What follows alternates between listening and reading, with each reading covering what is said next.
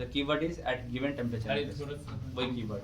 आप हालांकि अलग अलग Q/Q का बुक वगैरह देखोगे उसमें अलग आंसर 2 भी दिया है, किसी किसी में 2 गलत है। जब लिख दिया गया at given temperature and pressure तो कौन सा so heat capacity of air is less than water, which means it takes less energy to rise its temperature rather than water. So we do not use as a refrigerant.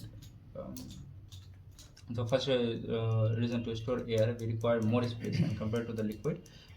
The heat can transfer by force convection, इतना recirculation issue of the air, तुरंत गर्म होगा तो उसको ठंडा भी तो करना पड़ेगा जिससे कि हाँ you can say ठीक है। So let us begin our topic, which is कल का वीडियो अपलोड नहीं, क्योंकि कल का वीडियो हम पूरा देख भी नहीं है, आप खुद देखेंगे पूरा। क्या देखेंगे उसमें? तो देखने के बाद क्या रॉ ही अपलोड कर दें? हाँ कर दिए, हम पढ़ेंगे, हम देख लेंगे, कहीं दिक्कत होगा हम आपको बता देंगे। फर्स्ट लॉ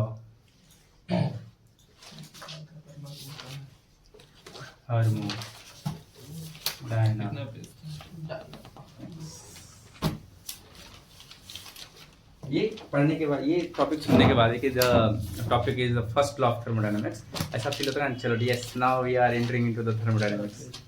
इससे पहले तो मुझे लगता है ठीक है पढ़ रहे हैं, बट ये टॉपिक अपने ये हेडिंग अपने मन में एक जोश ला देता है, yes now we are in thermodynamics. So what's the heading? First law of thermodynamics. Now, before we start law of thermodynamics, I want to ask you the question: what do you mean by the word law? सिद्धांत होता है। सिद्धांत नहीं, law का मतलब ससुराल भी होता है। फादर इन लॉ, ससुराल के पिताजी, मदर इन लॉ, ससुराल में माता जी, ब्रदर इन लॉ, ससुराल में भाई, एंड सो ऑन। ठीक, तो वी हैव थर्मोडायनामिक्स और इसके कितने लॉज हैं?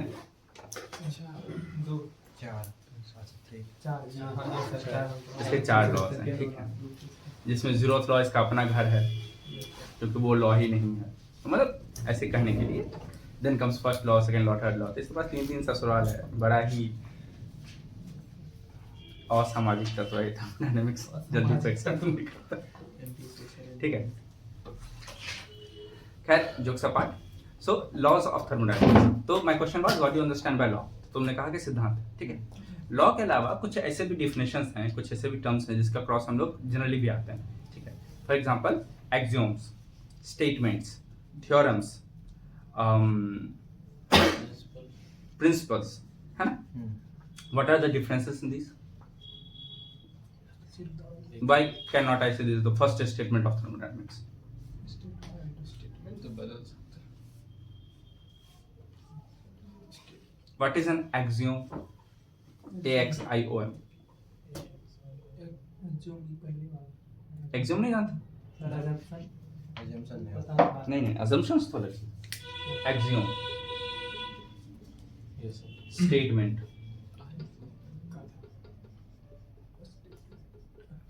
theory, then principle, law, principle, ये सभी क्या होते हैं?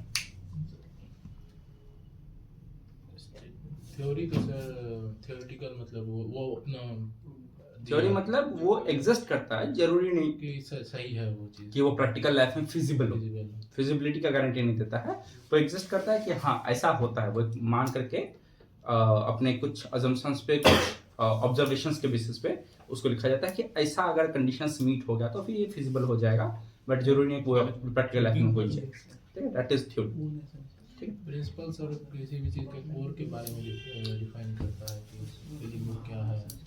प्रिंसिपल वो है जिसके बेसिस पे हम लोग आगे उसको यूज करते हैं, मतलब वो एक बेस सेट करता है कि हाँ दिस इज द बेसिस, इसके आगे आप इसके ऊपर इमारत बना सकते हैं। स्टेटमेंट तो वही होगा, स्टेटमेंट्स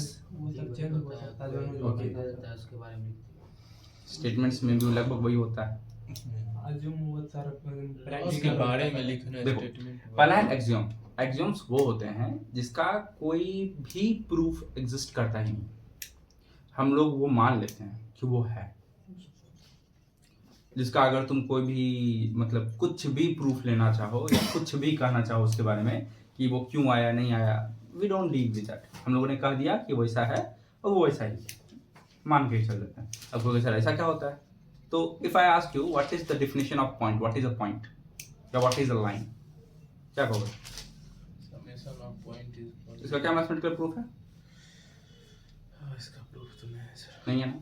फिर तुमको हम पूछेंगे ठीक है, तुम बोले समेशन ऑफ पॉइंट्स, हम पूछेंगे पॉइंट क्या है, तो बोलोगे कि any geometrical dot. Dimension which has no length, no breadth, no height, that is known as a point.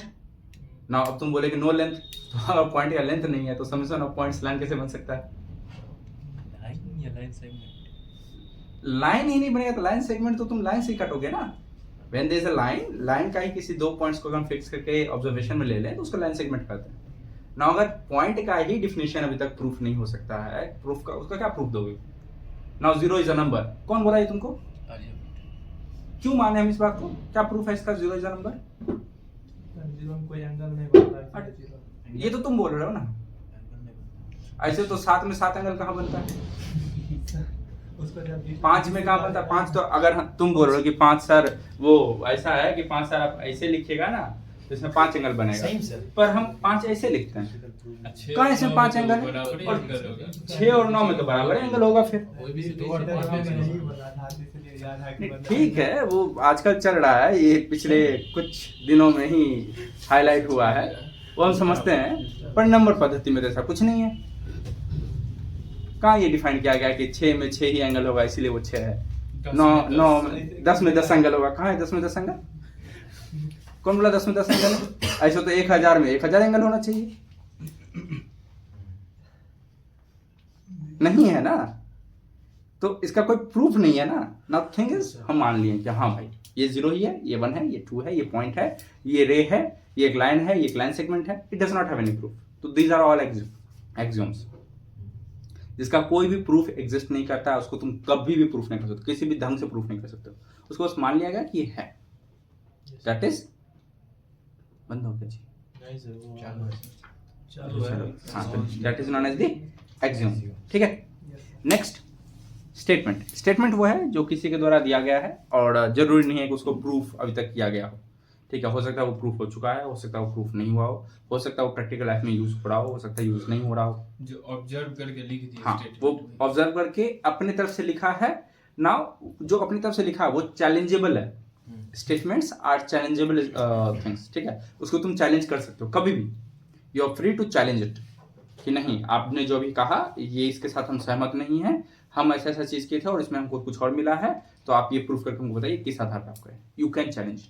These are all the statements. जैसे हम कुछ बोल देते हैं कि मेरा नाम दिव्य प्रकाश है, तुम पूछ सकते हो कि क्या प्रूफ, हम कैसे मान लें कि आपका नाम दिव्य प्रकाश है? I will show my your matriculate certificate, I will show the Aadhaar card, pan card and different proofs. हमको दिखाना पड़ेगा ना कि हाँ भैया मेरा नाम है दिव्य प्रकाश है। सरकार पूछते हैं कि you have to verify yourself, that is an statement. ठीक है, नेक्स्ट कम्स थ्योरी। थ्योरी वो है जो कि प्रैक्टिकल लाइफ में मतलब वो एग्जिस्ट करता है, वो सही भी है, मतलब क्लास में हुआ, क्लास में ठीक। तो मतलब उसको मैथमेटिकली प्रूफ किया जा सकता है, एक्सपेरिमेंटली प्रूफ किया जा सकता है, पर मतलब हर बार जरूरी नहीं है कि theory. Hello hello hello, class में CLASS क्लास। ठीक, ओके, कहाँ थे, क्या बोलते? थ्योरी। हाँ, थ्योरी वो है जो कि मैथमेटिकल एक्सपेरिमेंटल नहीं हाँ, है। मतलब हो भी सकता है, नहीं भी हो सकता है, डज नॉट हैव एनी, मतलब इसका प्रैक्टिकली लाइफ में ये आया उसका जरूरी नहीं है। ठीक है, बट वो एग्जिस्ट करता है, दैट इज मान के चलते हैं कि ट्रू है। नेक्स्ट लॉ वो है जो कि लॉ स्टेटमेंट्स का ही एक मतलब ऐसे तो स्टेटमेंट अपने में एक बहुत बड़ा एक अम्ब्रेला टर्म है, क्योंकि ये सभी स्टेटमेंट्स में ही आते हैं। ठीक है, लॉ एक तरह का स्टेटमेंट ही है जो कि समय के साथ एक सिद्धांत बन चुका है। ठीक है, और चूंकि वो स्टेटमेंट है तो अभी भी चैलेंजेबल है, तुम चैलेंज कर सकते हो, एक्सपेरिमेंटली वो प्रूफ किया जा सकता है, एवरीथिंग इज फाइन, सब कुछ ठीक है। बस वो समय के साथ अब इतना दिन तक रह चुका है कि वो सिद्धांत बन चुका है, अब उसको एज एन फंडामेंटल ले लिया जाता है, दैट इज ऑलवेज ट्रू। ठीक है, नेक्स्ट प्रिंसिपल, वही प्रिंसिपल भी वही है, लगभग सारा चीज हम लेटर में आ जाता है, एक बेस बनाता है प्रिंसिपल, इसके आगे तुम बहुत कुछ कर सकते हो। सो उसी तरह से फिर आता है एक हाइपोथेसिस। हाइपोथेसिस क्या होता है? हाइपोथेसिस तो सर ये हाइपोथेटिकल बात हो गया। नहीं, हाइपोथेसिस होता क्या है? हाइपोथेसिस मतलब वो कि हम कुछ सोचे, हम उसको लिखे और हम बोले कि ऐसा होता है, तो मेरा सोच है, मतलब पर्सनल हो गया प्रॉपर। हाँ, इसलिए हाइपोथेसिस के आगे में बराबर बोल देता है कि इसका हाइपोथेसिस है, उसका हाइपोथेसिस है। हाइपोथेसिस क्या है कि भाई ये चीज हो सकता है, नहीं हो सकता है, तो बस वो एक सोच है। ठीक है, हाइपोथेसिस कुछ प्रूफ हो भी जाते हैं कि हाँ वो जो हाइपोथेसिस था वो सही था। अगर तुम किसी भी हाइपोथेसिस को प्रूफ करते हो then you will be awarded, हाँ चलो ठीक है तुमने कुछ कंट्रीब्यूट करा। ठीक है, सो इन सारी चीजों को छोड़ते हैं क्योंकि सब को थर्मोडायनामिक्स से कोई खास लेना देना है नहीं। So we will study the law of thermodynamics. ठीक है, so what is the law of thermodynamics? We already know, हम लोग पहले ही बहुत बार पढ़ चुके हैं। ठीक है, और इसका जो सबसे फंडामेंटल डेफिनेशन है वो क्या है? Energy, law of conservation of energy. But हम लोग वो तो जानते ही हैं, तो हम वो नहीं लिखवाएंगे। ठीक है, जो हम लोग पहले से पढ़ चुके हैं हम नहीं पढ़ाएंगे। ठीक है, हम लोग कुछ नया देखेंगे, कुछ अलग लॉ ऑफ थर्मोडायनामिक्स समझेंगे। ठीक, क्या इसके दादाजी में ट्रांसफर हुआ। दादाजी इसके डेथ कर गए। कोई बात नहीं, वो ब्रह्मांड का एनर्जी था, ब्रह्मांड रख लिया अपने पास, तुमको नहीं मिला। ट्रांसफर हुआ कोई और फॉर्म में, हाँ तो गया ना। लेकिन सर वहाँ पर पोटेंशियल डिफरेंस होना चाहिए। ऐसा नहीं जरूरी है। सर एनर्जी को एक जगह से बकवास कर रहा है दूसरा जगह जाने के लिए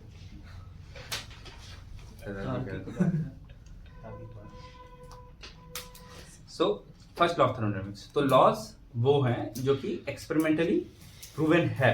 ठीक है, और थ्रू आउट द टाइम इस पर इतने सारे एक्सपेरिमेंट्स हुए, अलग अलग एक्सपेरिमेंट्स किए गए, और सारे एक्सपेरिमेंट्स के बाद ये कंक्लूड किया गया कि जो भी स्टेटमेंट है, पहले first law as an statement किया था, वो स्टेटमेंट जो भी है वो स्टेटमेंट सही है।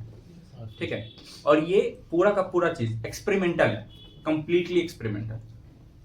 ठीक है, तो इसको मैथमेटिकली प्रूफ करना इज नियर टू इम्पॉसिबल। तो अगर तुम इसका डेरिवेशन बोल दो कि सर ये डिराइव आप कैसे कर दे रहे हैं, तो I can not do that. Experimentally ये आया, एक्सपेरिमेंटली हम लोग उसको अडेप्ट किए और फिर उसको लिख दिया कि हाँ ये सही, then it become a law.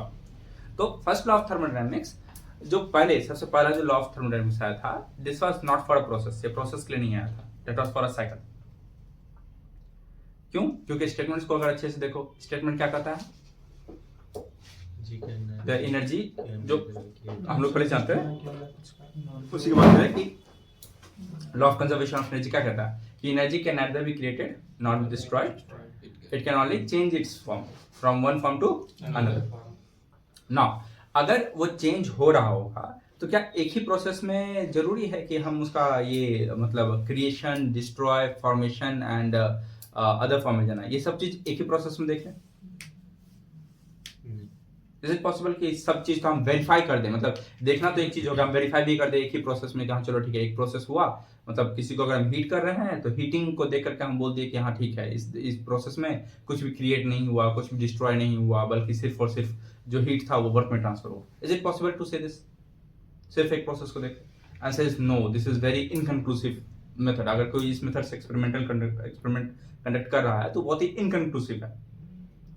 Therefore ये अगर एक से अधिक प्रोसेस हो रहा है, उसमें हम आराम से कर करके एक बार करके देखे, 2 बार करके देखे, 3 बार करके देखे, अलग अलग तरीके से करके देखे, और फिर नेट रिजल्ट अगर हमको वही आ रहा है, तब ना हमको स्टेटमेंट देंगे कि हाँ भैया चलो ठीक है एक प्रोसेस में तो हम लोग देखे थे कैसा हुआ था, हम 4 प्रोसेस किए हैं, 4 अलग प्रोसेस में देखे तब भी वही आ रहा था, 4 प्रोसेस में छोड़ो हम एक साइकिल में करके देखे, मतलब पहले कंप्रेस किए, फिर उसको हीट किए, फिर कंप्रेस किए, फिर हीट किए, फिर कंप्रेस किए, फिर हीट किए, हम करके बार बार देखे, फिर देखे कि रिजल्ट वही है, रिजल्ट में कोई चेंज नहीं है, तब ना कोई स्टेटमेंट दे पाएंगे हाँ ठीक है the energy can neither be created nor destroyed, it can only change its form from one to another, तभी बोल सकते हैं। तो first law of thermodynamics basically जब फर्स्ट टाइम आया था तो it was not for a process, it was for a cyclic process, एक साइकिल के लिए था। ठीक है, for a thermodynamic cyclic process. ठीक है, तो हम लोग जो पढ़ेंगे वो यहीं से पढ़ेंगे, the thermodynamics for a cyclic process. ठीक है, इज इट क्लियर? ठीक, तो इसमें हम लोग 2-3 बातें लिखेंगे। सबसे पहली बात, इसको अगर हम FLT लिखे तो दिक्कत है ना? नहीं कोई दिक्कत नहीं। First law of thermodynamics is, सिर्फ first law, all the laws of thermodynamics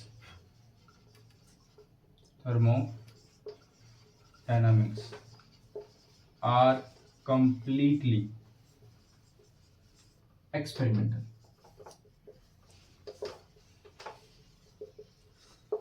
and can be challenged at any time। तुम इन सभी लॉज को कभी भी चैलेंज कर सकते हो कि नहीं ये लॉ गलत है, थ्रू आउट द टाइम। अभी तक कोई भी इस बात को प्रूफ नहीं कर पाया कि लॉ गलत है, पर तुम अगर कर सकते हो कर लो।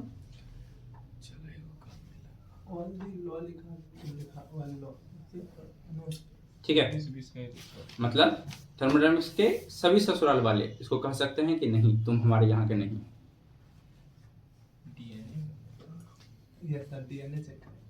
ये तो दिक्कत है ना, कोई आज तक कर ही नहीं पाए, और जो किया है उसमें वो हर बार सही निकला है बेचारा thermodynamics. So although it can be challenged, but अभी तक सही है। ठीक है,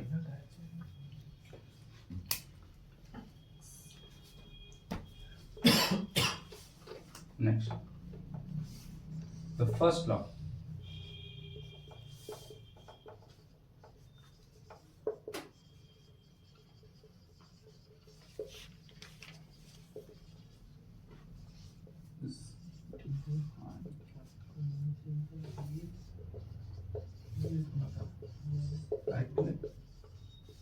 process and source mode.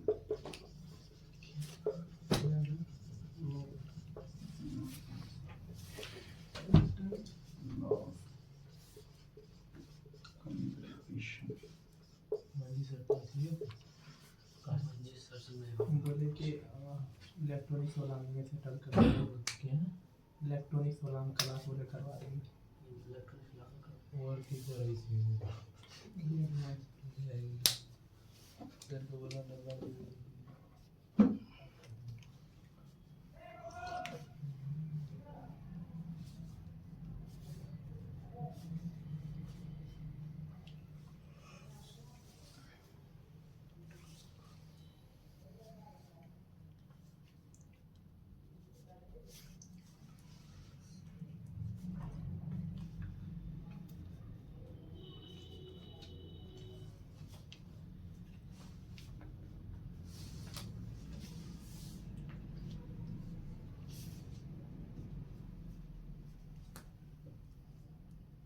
हो गया, लिखिए।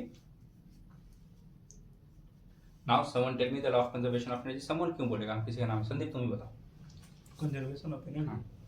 Energy nor be created nor be destroyed and only transfer it from one to another one. कुछ छोड़ा भी है, सब कुछ बोल दिया, सही बोला है।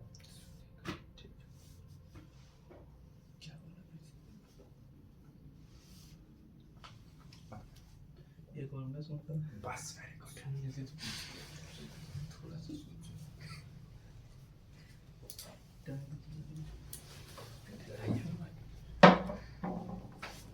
ठीक है, संदीप क्या बोला? Energy can be created nor destroyed. Heat के संदीप बोला कि law of conservation of energy states that the energy can neither be created nor be destroyed। destroyed का स्पेलिंग क्या होता है? destroyed। it can only change its form from one to another. ठीक है, सबको सही है? तो हालांकि कुछ लोग आजकल जो इंस्टाग्राम या यूट्यूब या सो कॉल्ड व्हाट्सएप यूनिवर्सिटी से थोड़ा ज़्यादा लगाव रखते हैं, वो ये भी कहेंगे कि ये लो फर्स्ट टाइम किसी अंग्रेज ने नहीं बल्कि श्री कृष्ण ने दिया। सही से बात खत्म ये चलता है आजकल, ये भी चल रहा है। बात आप सही बोल रहे हैं सर। ऐसा देखे थे वही लगाता है स्टेटस में भी। सर, एक था बीजेपी का अच्छा पर्वत था वो अच्छा पर्वत का त्रिवेदी साहब कंट्रोवर्शियल कंटेंट बन जाए। उसका फैन है। कोई बात नहीं, थोड़ा बहुत हो जाने होना चाहिए। वो बोलेगी एक बहुत ही पुराना कहावत है फ्रॉम एक dialogue actually from the movie of Jack Sparrow कि बदनाम हुआ तो क्या नाम नहीं हुआ। बस negative PR is also PR. कैसे बोलेगी ये जो स्टेटमेंट दिए हैं ये पढ़े थे भागवत गीता रामायण। यही तुम देखता है व्हाट्सएप। कृष्ण जी दोस्त रामायण में देखते। अच्छी बात है, अच्छी बात है, ठीक है। लिखना पर अफसोस की बात है कि ये सारी बातें नेतागिरी में ही चलती है। साइंस इस सब बात को मानता भी नहीं कहता ठीक है, वेरी गुड। क्या है एक रहस्यमय चीज है। अरे भैया तुम ठीक है, अब रहने दो। कट्टर बीजेपी फैन है सर, आप किसको बोल रहे हैं? ज्यादा कुछ बोलेगा दिल पर मोदी जी लिखा हुआ दिखा देगा। अब फुल कंट्रोवर्सी हो जाएगा। ठीक है, इसको मिटाएं? हाँ ऊपर वाला छोड़। छोड़ दे रहे हैं, इसको मिटा देते हैं। इसे याद ही है तो। ठीक है, चलो ये तो हो गया एक स्टेटमेंट। ठीक है, अब अगर हम तुमसे पूछेंगे कि क्या है लॉ, तो तुम कुछ हमको एक क्वेश्चन बता देगा जो क्वेश्चन हमको सुनना नहीं है। यस। ठीक है, तो हम तुमसे पूछेंगे ही नहीं, बोले ना हमको नहीं सुनना है। ठीक है, सो हम अभी इससे पहले क्या लिखे थे, the first law was defined for a cycle. तो हम लोग वही डिफिनेशन अब आगे इसको ये तो हो गया एक स्टेटमेंट। और नाउ इसी का और करके लिखना। ठीक है, करके लिखना और ठीक है। अब वो जो हम साइक्लिक प्रोसेस की बात कर रहे थे, अब उस साइक्लिक प्रोसेस का फॉर्म लिखना। ठीक है, तो साइक्लिक प्रोसेस के हिसाब से क्या स्टेटमेंट है, ये स्टेटमेंट क्या बोलता है, for a cyclic process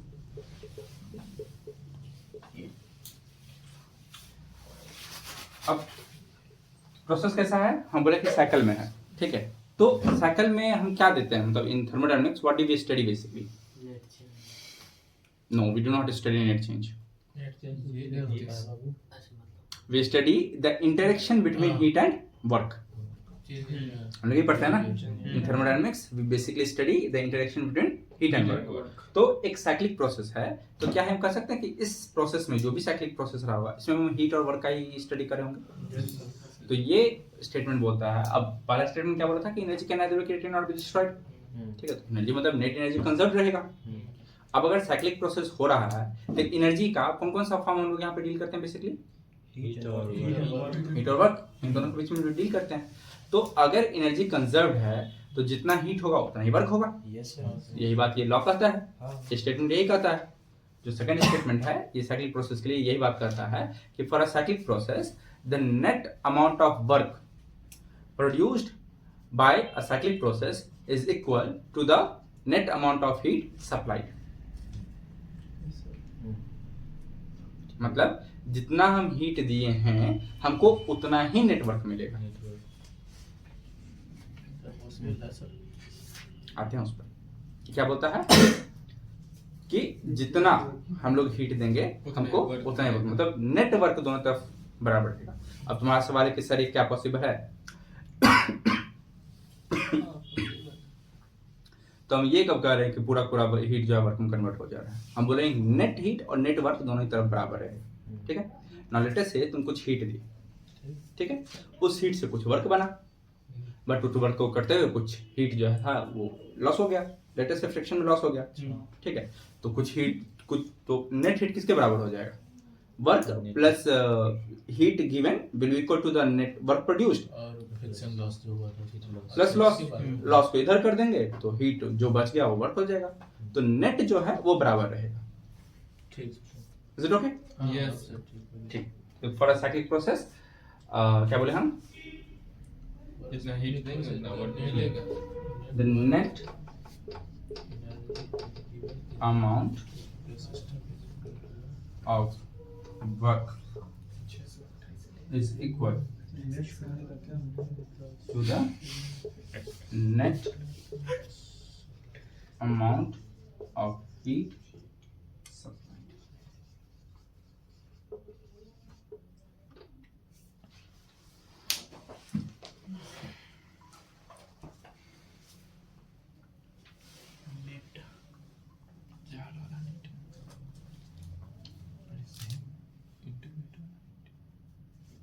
sir net मतलब क्या होगा, मतलब Total.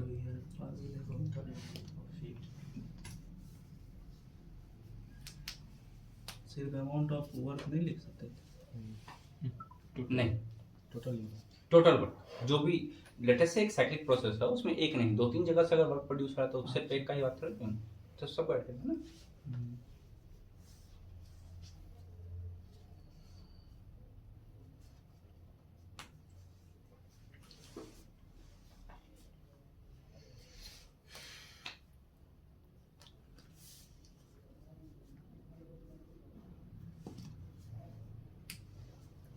ठीक है, क्या बोले, for a cyclic process the net amount of work is equal to the net amount of heat supplied, जितना हम हीट दिए हमको उतना नेट वर्क मिलेगा। ठीक है, वर्क भी ठीक। अब व्हेन आई एम सेइंग कि दोनों तरफ इक्वल रहेगा तो इसी को अगर मैथमेटिकली लिखें तो हम क्या लिख सकते हैं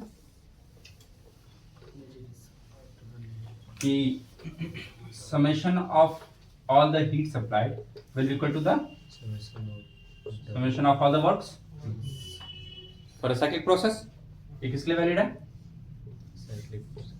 अभी हम क्या बोले हैं, this is for a cyclic process. ये हम कब बोल रहे हैं, ये अभी बोल रहे हैं। ठीक है, कि अभी जितना हम लोग जान रहे हैं उस हिसाब से ये साइक्लिक प्रोसेस के लिए वैलिड है। नाउ लेट अस से कि एक आइसोकोरिक प्रोसेस है। ठीक है, कैसा प्रोसेस है? आइसोकोरिक। तो इस प्रोसेस में हम हीट दिए, ठीक है, लेट अस से आइसोकोरिक, हम आइसोकोरिक तो दोनों ही कर सकते हैं, आइसोथर्मल आइसोकोरिक एक कंप्रेशन भी कर सकते हैं, आइसोकोरिक एक्सपेंशन भी कर सकते हैं। ठीक है, let me make a graph जैसे कि आइसोकोरिक है ना, ठीक है, चलो पीवी। ठीक है, अगर ये आइसोकोरिक है और हम इसको क्या कर रहे हैं, लेट अस से इसको पहले हीटिंग करते हैं, पहले इसको हम हीट सप्लाई करते हैं। ठीक है, हीट सप्लाई करेंगे तो कहाँ जाएगा, क्या डायग्राम कैसे बनेगा, प्रेशर इंक्रीज करेगा and this also can be reversible. अगर तो क्या ये रिवर्सिबल होगा, यस, हाँ ये रिवर्सिबल हो सकता है, आइसोकोरिक कंप्रेशन भी कर सकते हैं। ठीक है, लेट अस से हम स्टेट 1 से स्टेट 2 पे, क्या एक साइकिल है? यस साइकिल है। Answer yes. अगर हम इसको 1 से 2 गए फिर 2 से 1 आ गए, साइकिल कंप्लीट है ना। ठीक है, चलो ठीक है, तो हम पहले फर्स्ट प्रोसेस की बात करते हैं। एक मेरे पास कंटेनर है, इस कंटेनर में कुछ अमाउंट ऑफ हीट है, इसी के लिए हम कंटेनर बनाते हैं। लेट अस से मेरे पास पिस्टन सिलेंडर का अरेंजमेंट रखते हैं, पिस्टन सिलेंडर है, स्टॉपर लगा दिए, स्टॉप लगा दिए, स्टॉपर लगा दिए, स्टॉपर लगा दिए, ऐसा कोई हो गया जी सर। अब हम इसमें हीट प्रोवाइड किए तो इसको कुछ वर्क प्रोवाइड करना चाहिए, है ना, क्योंकि स्टेटमेंट ये बोला कि net amount of heat is equal to net amount of work, पर हम हीट तो देते जा रहे हैं, इज देयर एनी वर्क? फिर तो ये मतलब ये प्रोसेस तो रिवर्सिबल भी था एज पर द ग्राफ। हम इसको हीट दिए, धीरे धीरे इसको ठंडा होने, जैसे धीरे धीरे हीट दिए, ठीक है, उसी तरह से इसको धीरे धीरे ठंडा भी होने दिए लेटर से, तो प्रोसेस रिवर्सिबल है उस हिसाब से हम देखेंगे तो रिवर्सिबल क्या है, it should be very slow in nature, same process से ठंडा होना चाहिए। तो लेटर से जिस रेट से गर्म किए थे उसी रेट से धीरे धीरे ठंडा होने दे रहे हैं। Somehow I am managing this कि हम एक कंडीशन अप्रूव कर ले रहे हैं, तो रिवर्सिबल तो है ना। तो साइक्लिक होना चाहिए था, रिवर्सिबल होना चाहिए। तो हाँ भैया पहले ठंडा था उसको गर्म किया, गर्म से ठंडा हो गया, दिस इज साइक्लिक। रिवर्सिबल होने के लिए स्लो होना चाहिए, तो दोनों तरफ रेट बराबर कर दिए। अगर रेट दोनों के बराबर है मतलब सेमी पाथ से क्या है, सेमी पाथ से रिटर्न हुआ, तो दोनों कंडीशन तो मैच कर गया ना। तो net amount of heat provided should be equal to net amount of work done, but here the work done is 0। My question is जो हीट दिए फिर गया कहाँ? और दूसरी बात, फिर तो फर्स्ट लॉ का धराधर मतलब सामने से बेइज्जती है। ये स्टेटमेंट तो हम अभी भी बोलते हैं कि इसको कोई भी चैलेंज कर सकता है, अब हम ही चैलेंज कर देंगे। फिर उसमें साइक्लिक प्रोसेस का हुआ ना, गर्म किए ठंडा किए, दो प्रोसेस को क्या फर्क? बट सर गर्म किए फिर ठंडा किए। साइक्लिक में यहाँ से वहाँ पहुँचे तो वॉल्यूम में तो चेंज आना है। वॉल्यूम नहीं ये कौन बोला था कि साइकिल में वॉल्यूम का चेंज होना या चाहिए? कोई चीज का चेंज होगा तो प्रेशर का चेंज हो रहा था। हो रहा है प्रेशर प्रेशर चेंज होगा If there one अगर out of number of properties, if even one property is changing, I can say that process was taking place. तो yes, टेम्परेचर ही इसमें बढ़ रहा होगा, यस हीट के लिए तो बढ़ेगा। हीट के अंदर टेम्परेचर भी बढ़ रहा होगा, प्रेशर भी बढ़ रहा है, वन को दो प्रॉपर्टीज में बढ़ रहा है। So I am providing heat, but there is no work. So is this the violation of first law? No नहीं नहीं बोलो कैसे? अब हीट दीवार का का नहीं। एनर्जी जा रहा है हीट सर तो हीट कहाँ जा रहा है? So this become a good थी। अब यहाँ पे बन गया, मामला अटक गया। जब ये बना होगा तभी कोई ना कोई तो इसको बोला होगा ना कि भैया आप वो तो दिए, हम प्रोसेस भी आपको दिखा दिए, अब वो साइक्लिक होना चाहिए, हम साइक्लिक भी लाए, अब बोले थे रिवर्सिबल होना चाहिए, चलो ठीक है रिवर्सिबल भी ला दे रहे हैं, दोनों कंडीशन फॉलो कर ले रहे हैं, but still sir reversible process में ट्रेस नहीं छोड़ना चाहिए ना, ट्रेस छोड़ रहा है अगर कंप्रेशन कर रहे हैं तो, कहाँ कंप्रेशन कर मतलब अगर कंप्रेस कर रहे हैं तो हीट आ रहा है तो सराउंडिंग कुछ कंप्रेस नहीं कर रहे हैं बालक, आइसोकोरिक है, आइसोकोरिक में कंप्रेशन नहीं होता है, अच्छा हाँ, स्टॉपर लग तभी उसका हीट टेम्परेचर बाहर निकल रहा है ना। हाँ। देखो जिस रेट से हम उसको गर्म किए थे ना, हम उसी रेट से उसको ठंडा कर रहे हैं। मतलब अगर हम 5 जूल पर सेकंड के हिसाब से उसको गर्म किए थे, तो हम 5 जूल पर सेकंड के हिसाब से उसको ठंडा होने दे रहे हैं। I am not changing any condition, सब कुछ जैसा था एग्जैक्ट वैसा ही लेकर आ जा रहे हैं। सिक्का वो कैरेक्टरिस्टिक में चेंज आया होगा, थोड़ी वर्क डन। ठीक है, साइक्लिक प्रोसेस है ना, हमको साइक्लिक करना था, रिवर्स भी करना था, हम उस कंडीशन को लेटेस्ट से अचीव कर लिए somehow। अगर ये हो गया तो फर्स्ट लॉ का वायलेशन हो जाएगा। नाउ हम ये बात पहले भी कहे कि लॉज कुछ और नहीं, स्टेटमेंट से होते हैं, बस टाइम के साथ एक्सपेरिमेंटल के साथ थ्योरी के साथ इतना अधिक वो घुल चुके हैं, इतना अधिक अडैप्ट हो चुके हैं कि अब वो लॉज बन चुके हैं, उनको अब चैलेंज मतलब किया गया नहीं किया गया, तुम चाहो तो कर सकते हो लेकिन कोई फायदा नहीं, वो प्रूफ हो चुका है, बहुत बार प्रूफ हो चुका है, then it becomes a law. तो पॉइंट है कि भाई फिर तो ये तो वायलेशन हो गया फर्स्ट लॉ का। देन कम्स द कॉन्सेप्ट नहीं, फिर जैसे कि अभी हम तुमसे सवाल पूछे कि फिर तो ये फर्स्ट लॉ का वायलेशन हो गया ये process, then says no this was not first law का वायलेशन नहीं था। तो फर्स्ट लॉ का फिर उन्होंने क्या कहा कि फर्स्ट लॉ में जो हम एनर्जी दे रहे थे ना, प्रोसेस 1 में जब हम एनर्जी दे रहे थे, अगर हम प्रोसेस 1 की बात करें तो हम हीट सप्लाई कर रहे थे बट वर्क नहीं हो रहा था। क्वेश्चन कम्स कि हीट जा कहाँ रहा है? इसकी इंटरनल एनर्जी को बढ़ाने वो जो हीट है वो टेम्परेचर में स्टोर हो जा रहा है, वो उसके टेम्परेचर को बढ़ा रहा है, किसी एक चीज को वो चेंज कर रहा है, यहाँ पर एक नहीं 2 चीज को चेंज कर रहा है, प्रेशर को भी चेंज कर रहा है, टेम्परेचर को भी चेंज कर रहा है। नाउ टेम्परेचर को चेंज कर रहा है, इसका क्या मतलब? By the kinetic theory of gases I can say the average kinetic energy of the molecules वो बढ़ा रहा था। तो यहीं पर फिर आता है कि ठीक है, अब ये जो अभी आप बोले कि लेटेस्ट से प्रेशर बढ़ रहा है, या ऐसा भी हो सकता है कि हम इसको इतना हीट कर दे रहे हैं कि उसका जैसे वेपर है, आगे हम लोग आगे पढ़ेंगे हालांकि, लेकिन अभी बोल सकते हैं कि जैसे वेपर है उसको हीट करते करते हम गैसेस बना दे रहे हैं, सुपर हीट कर रहे हैं लेटेस्ट से, है ना, उसको वेपर से गैस बना दे रहे हैं, या इतना ज्यादा हीट कर दे रहे हैं कि उसका मॉलिक्यूलर स्ट्रक्चर ब्रेक हो जा रहा है ना, तो मॉलिक्यूलर शेप में चेंज हो रहा है, उसका नंबर ऑफ वाइब्रेशन मतलब लैटिस वाइब्रेशन जो था उसमें चेंजेस आ रहा है लेटेस्ट से। तो इस सभी में ये जो एनर्जी हम हीट करने में दे रहे हैं, इसमें एनर्जी वहीं तो यूटिलाइज हो रहा है। तो इसको आप कैसे समराइज कीजिएगा कि जो एनर्जी है ये यहाँ पर जा रही है, इसको आप समराइज कैसे कीजिएगा? Then comes the concept of internal energy. ये सभी जो भी हम अभी बोले कि मॉलिक्यूल्स का वाइब्रेशन बढ़ रहा है, मॉलिक्यूल्स का बॉन्डिंग पर अफेक्ट पड़ सकता है, मॉलिक्यूल्स का जो शेप है उस पर अफेक्ट पड़ सकता है, ट्रांसलेशनल एनर्जी बढ़ सकती है ना, या लैटिस एनर्जी बढ़ सकती है, इन सभी एनर्जी के all the energies associated with the molecules और the molecular structure was given a single term as the internal energy. ठीक है, इज इट क्लियर? यस इसको मिटाएं? Yes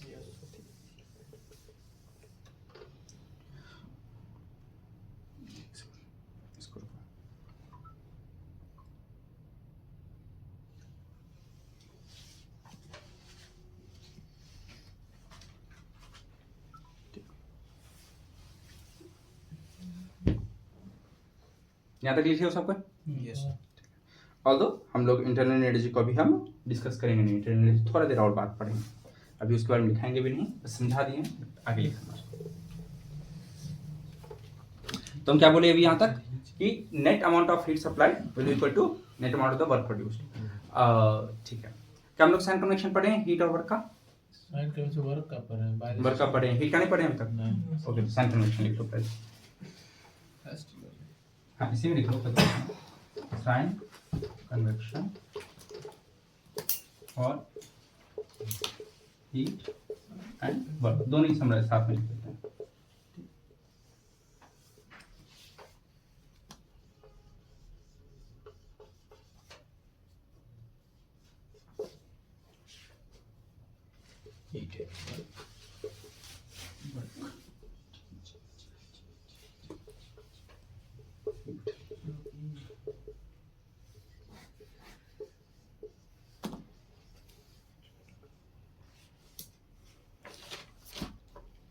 Let us say these two are my system.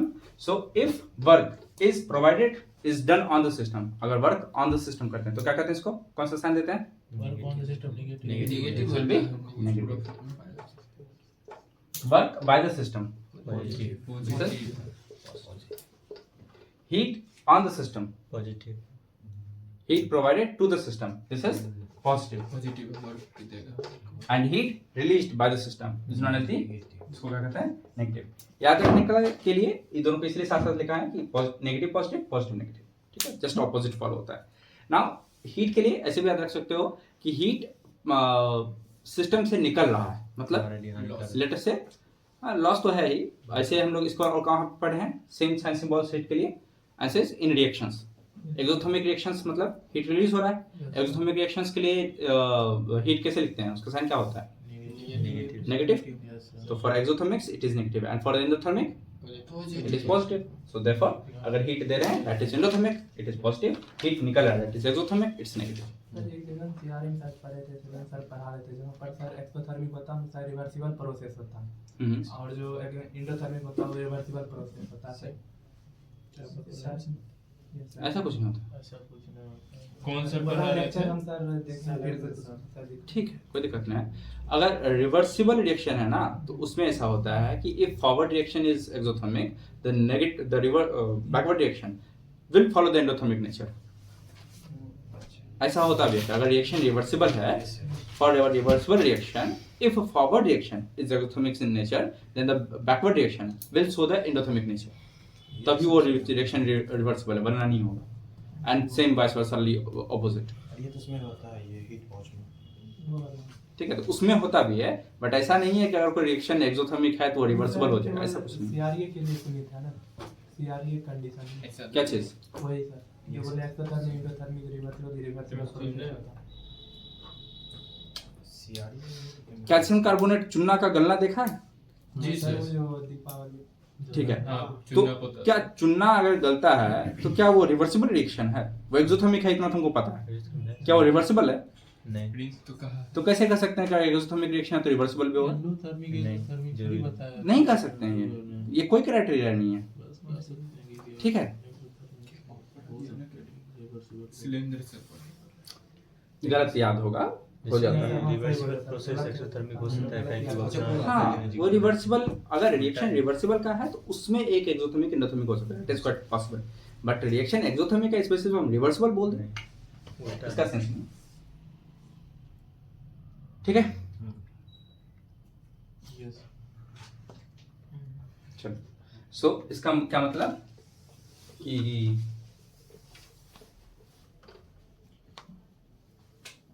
अगर कोई cyclic process है, late us से P B, late us से 0.1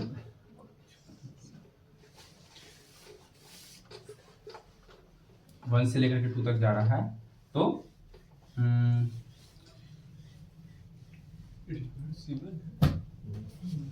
Q, let us say A, B, Q1, A2, summation of Q1, A2 will equal to summation of W Q1, A2 plus Q2, B1 will be equal to work done by 1A2 plus work done by 2B. ठीक है, summation of work will B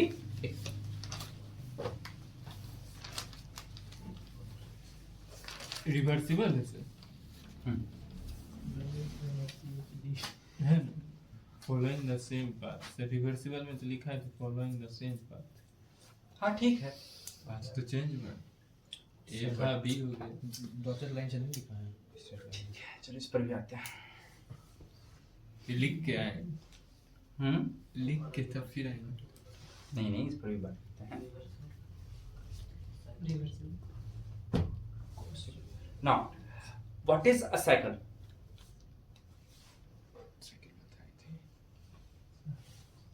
What is cycle? What is a thermodynamic cycle? जो अपने initial condition पर फिर आ जाता है वापस। ठीक है, और कुछ था इसमें? और साइकिल प्रोसेस, रिवर्सिबल प्रोसेस, इससे बोल सकते नहीं। What is a cyclic process? Series of process जिसका initial और final point same. Exactly. A thermodynamic cycle is a cycle is a series of processes such that the initial condition of the system remains the same. That comes to the same initial condition. Now it is a series of processes. ठीक है, तो एक process दूसरा हो सकता है, अगला process दूसरा हो सकता है, बट दोनों ही प्रोसेस रिवर्सिबल होना चाहिए।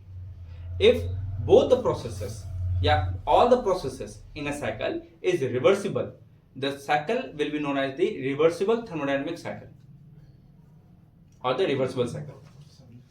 ठीक है, if any one of the process or any one of the process of the cycle is reversible, मतलब सारा लेटर से 10 स्टेप्स में जा रहा है प्रोसेस, ठीक है, जो प्रोसेस हमारा वो 10 अलग अलग प्रोसेस को फॉलो कर रहा है, साइकिल जो है वो 10 प्रोसेस में जा रहा है, बट सबके सब रिवर्सिबल है, बस एक ऐसा है जो कि इरिवर्सिबल है, then the whole cycle will become irreversible. ठीक है, a cycle is a thermodynamic cycle को बोलते हैं जिसमें नंबर ऑफ प्रोसेसेस हो, processes in series such that the system comes to its original state is known as the thermodynamic cycle. Now if all the cycles, all the processes in a thermodynamic cycle is reversible, the cycle is known as the reversible cycle. Is it clear? अच्छी बात है, yes sir, हो गया sir. ठीक, ये भी लिखा दें, हाँ sir. Yes, if all processes of cyclic process. ये भी लिख लो।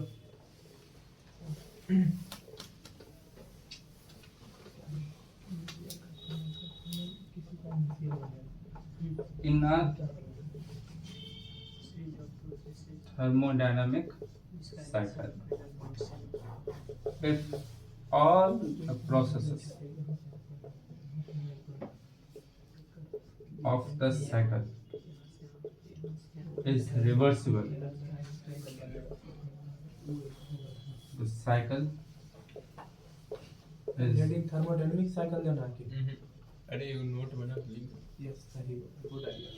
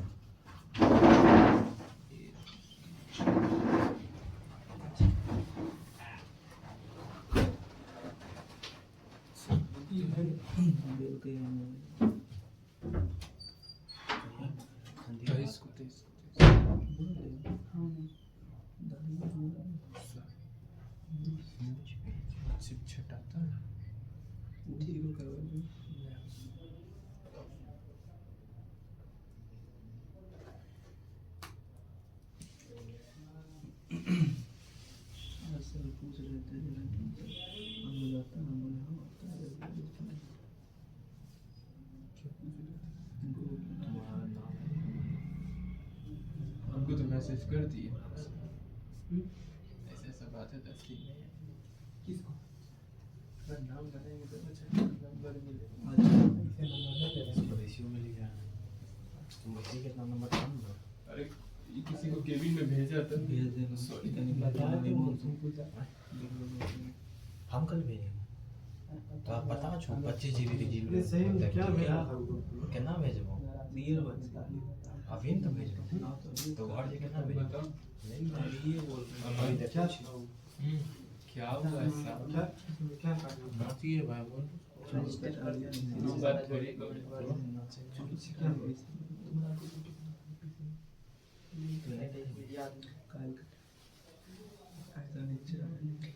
ऐसा नहीं चल कब छुट्टी होगा कोचिंग कुछ छुट्टी ले लिया बहुत छुट्टी ले लिया है भगवान और समझा दिक्कत नहीं होता है टीचर सब को दिक्कत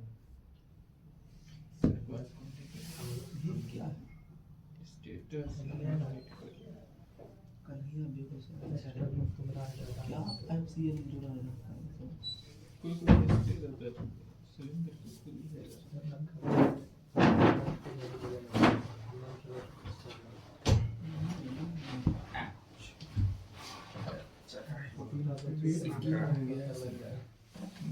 वेट गेन नहीं हुआ, जगह संकरा हो गया है। ठीक है, sorry for the interruption. Let us begin, move forward. Okay, इतना लिख लिए?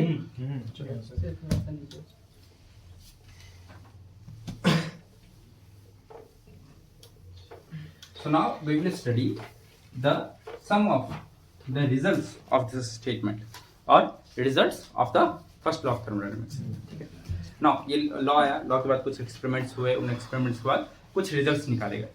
ठीक है, जो कि लॉ का कंसिक्वेंसेस कर दो या रिजल्ट्स कर दो। ठीक, तो इस लॉ से होता क्या है, ये लॉ बताता है क्या, लॉ का रिजल्ट क्या है, लॉ हम क्यों पढ़ रहे हैं, इसका क्या यूज है, क्या एप्लीकेशन है। ठीक है, तो किसी का भी रिजल्ट जो होता है उसे वहीं से उसका लॉज एप्लीकेशंस ओपन होता है। ठीक, सो हम लोग क्या करेंगे, अभी पहले रिजल्ट्स पढ़ेंगे। ठीक, which are the most important for the first law of thermodynamics. First law of thermodynamics बताता क्या है, इसके रिजल्ट्स क्या हैं, ये क्या कंक्लूजन क्या क्या निकाल के देता है, इस स्टेटमेंट से हम लोग क्या क्या समझते हैं। ठीक है, so give the heading of results of first law of thermodynamics. Results का लो या कॉन्सिक्वेंसेस का लो। ठीक है, रिजल्ट या consequences of first law of thermodynamics. ठीक, फर्स्ट लॉ ऑफ थर्मोडायनामिक्स।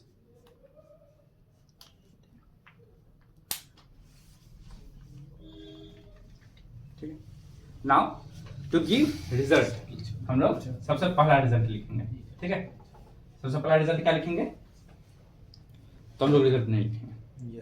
हम लोग पहले इसका रिजल्ट नहीं लिखेंगे, रिजल्ट के लिए जगह छोड़ दो। ठीक है, एक लाइन का रिजल्ट है, एक लाइन छोड़ सकते हो, उसके नीचे पहले हम लोग इसको डिराइव करेंगे, पहले इसको प्रूफ करेंगे और फिर जो हम लोग समझेंगे उसको एज अ रिजल्ट लिखेंगे। ठीक, तो सबसे पहले प्रोसेस को समझते हैं, प्रोसेस है। ठीक, let us say this is P V and there is one process going from यहां से लेकर के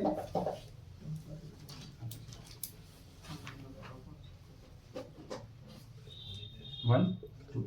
ठीक है, late us say this is path is A and this path is P। ठीक है, लेट अस अज्यूम, हम लोग क्या यहाँ पे अज्यूम किए हैं, एक रिवर्सिबल थर्मोडायनामिक साइकिल है। ठीक है, कौन सा साइकिल है, reversible thermodynamics which can be denoted as 1A2B1। ठीक है, I have a reversible thermodynamic cycle 1A2B1। ठीक है, ये हम लोग का रिवर्सिबल साइकिल है। Now for this reversible cycle I want to apply the first law of thermodynamics. ठीक है, for this reversible cycle I want to apply the first law of thermodynamics. हम क्या बोले, here we study a thermodynamic reversible cycle कौन सा है, 1A2B1, this is my cycle. ठीक है,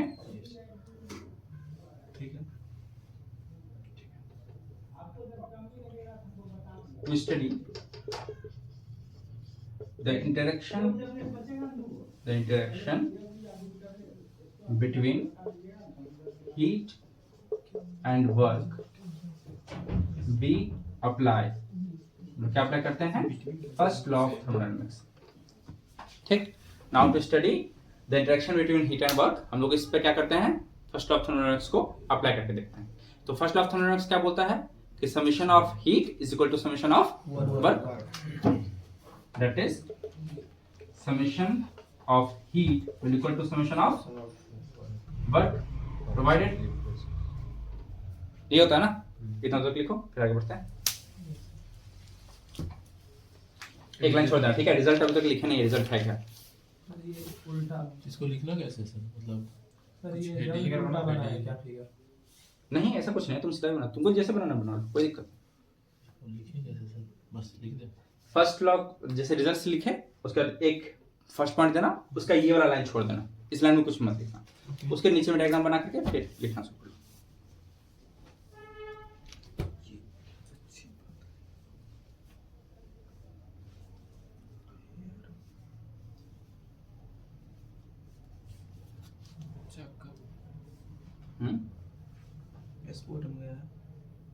स्पोर्ट्स में गया ना, बताओ.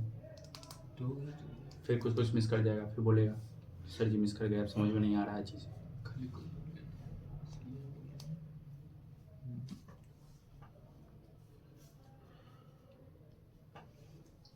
अच्छा, अभी थर्मो समझ में आ रहा है ना. यस. ऐसा तो नहीं ना कि पता नहीं क्या ही चल रहा है, दुनिया जहान का बात हो जा रहा है सर. कौन कौन सा एक क्वेश्चन पता नहीं लिखा दे रहे हैं, कहीं कहीं से आ जा रहा है.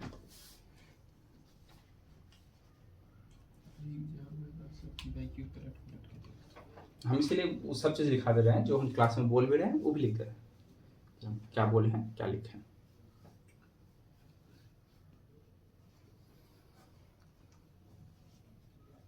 आज शाम तक में वीडियो मिल जाएगा.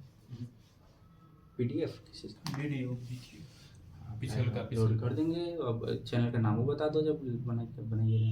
नाम कोई ब्रांड नाम कोई ब्रांड बनेंगे. कभी कोई सर्च मारे तो आए. PW को देखो, अलग पांडे लिखता है तो PW आता है. हो गया, मिटा इसको. इधर हो जाइए सर. लिखो लिखो लिखो.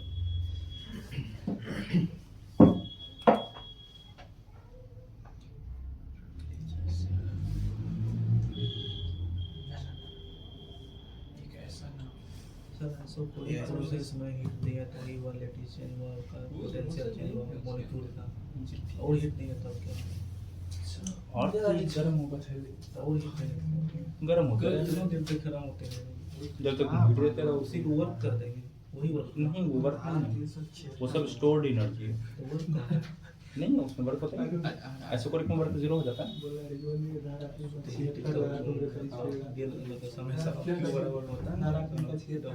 हाँ, तो सिर्फ इतना नहीं होता है, देखेंगे अभी क्या ये सब हो गया. जिसमें इंटरनेट ने भी ऐड नहीं किए हैं, होगा फिर कंप्लीट होगा. इसको हीट देने दे चलो. ठीक है, इसको मिटा दें. ना हमको क्या करना है, summation of heat equals to summation of work. तो अभी क्या हम कह सकते हैं कि जितना हीट में चेंज आया होगा उतना ही वर्क में भी चेंज आया होगा. अगर साइक्लिक प्रोसेस हम कर रहे हैं तो इसमें नेट जितना हीट में चेंज आएगा उतना ही वर्क में भी चेंज आया होगा. यस, कम नहीं. दोनों का ऐड कर देंगे. ठीक है, तो ऐसा करते हैं, पहले हमको बताओ change in heat from 1 to इस प्रोसेस में 1A2, इसमें चेंज ऑफ हीट कैसे लिखें. तो चेंज के लिए क्या लिखते हैं हम लोग, delta. We can write D. Q1A2। ठीक, पाथ फंक्शन के लिए बोले थे डी को काट हमको क्या पता पाथ फंक्शन है, ईट से बोले थे पाथ फंक्शन लिख करके देखते हैं पाथ फंक्शन आ गया कर लेंगे, नहीं आएगा तो अब तक हम कंक्लूजन तो दिए नहीं कुछ। ठीक है, plus change in heat from 2B1, change in heat in 1A2, मतलब यहाँ से यहाँ तक में, plus change in heat from 2B1, cycle complete हो गया, will be equal to change in work. Now D को हम यहाँ पे क्रॉस क्यों लिखा है, आई होप समझ में आ गया होगा। ठीक है, तो पाथ फंक्शन है, अच्छा ठीक है, कहाँ से 1A2 प्लस DW2B1, ये दोनों ही बराबर होना चाहिए, हाँ यस यस कोई दिक्कत इसमें नहीं। चलो फर्स्ट लॉ के हिसाब से ये तो सही है। नाउ ऐसा करते हैं कि इस जो बी प्रोसेस गया था ना, इसको एक और प्रोसेस से लेके जाते हैं, लेटर से एक और पाथ से गया विच इज सी। ठीक है, टू द सेम पॉइंट, जैसे 1 से 2 से बनाया था, ये भी 2 से 1 पर ही जा रहा है। नाउ इस प्रोसेस लेवल लिखना चाहते हैं कि लेटर से कि 1A2 गया है और 2C1 जा रहा है। ठीक है, इस प्रोसेस को लिखना चाहते हैं, कैसे लिखेंगे, फॉर चलता नहीं है ना, हाँ, फॉर सेकंड साइकिल, कौन सा 1A2C1, इस साइकिल क्या कर सकते हैं, change in heat 1A2 plus change in heat 2C1 will equal to change in work 1A2 plus change in work 2C1। जी सर। ठीक है, यहाँ तो कोई दिक्कत। No sir.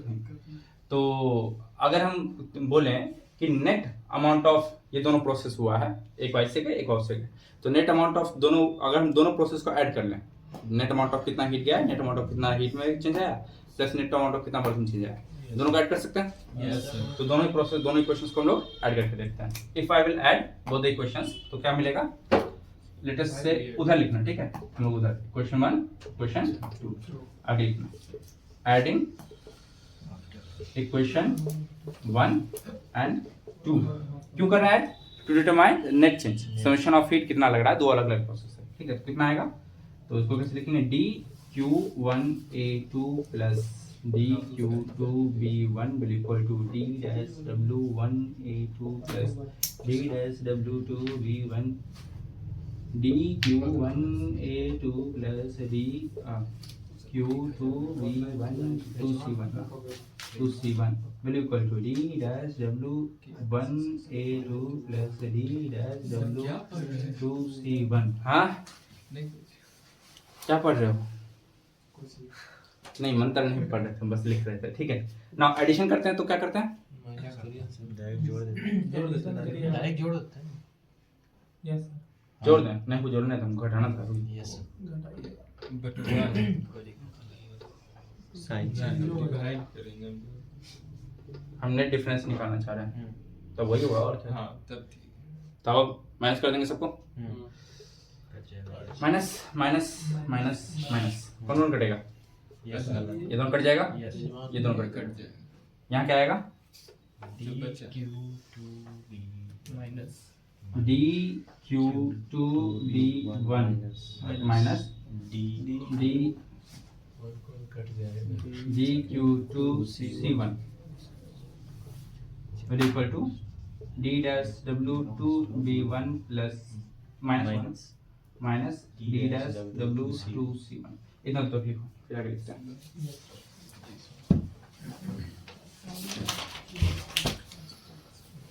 अच्छा सर आपके टाइम तो वेबसाइट नहीं था। सर आप लोग के टाइम वेबसाइट नहीं था तो रिजल्ट कैसे बताता था?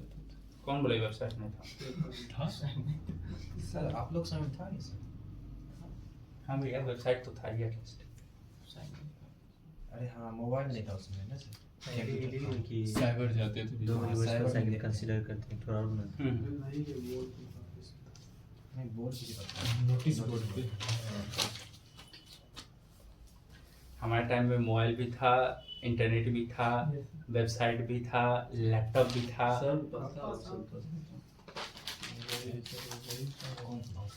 You will be very surprised to know Instagram भी था। इंस्टाग्राम सर, कौन साल में डिप्लोमा कर रहे थे? कोविड टाइम 1720 में बोले थे सर।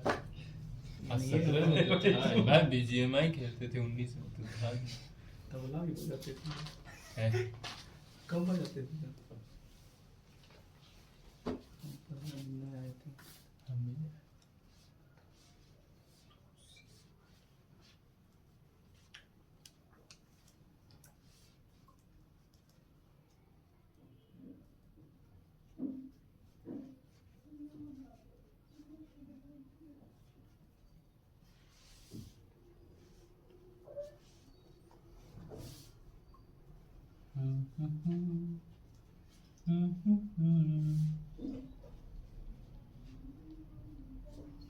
अगर इतना लिखियो तो फिर बताना।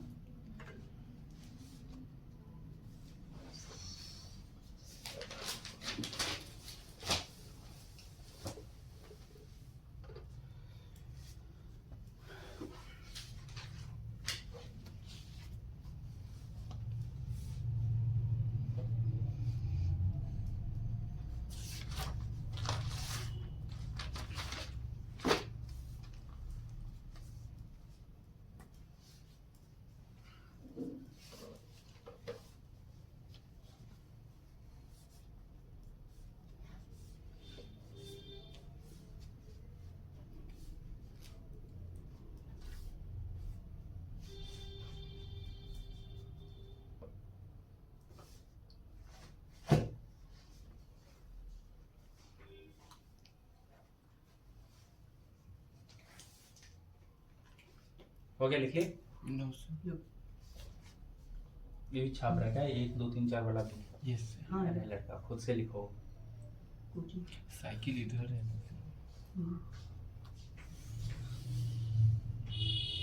अगर ये लिख लिए हो, जो सब लिख लिए हो, हमको बताओ कि सब्ट्रैक्ट करने के बाद मेरा डायग्राम कैसा रह गया है, मेरा ग्राफ कैसा है, और दिस प्रोसेस या सब्ट्रैक्ट करने के बाद हम ग्राफ कैसा बनाएंगे?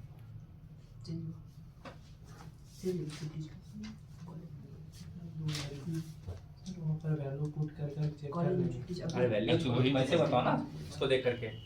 बस सर ये और नहीं, सॉरी सी और बी वाला बचेगा। ये वाला सब कट गया।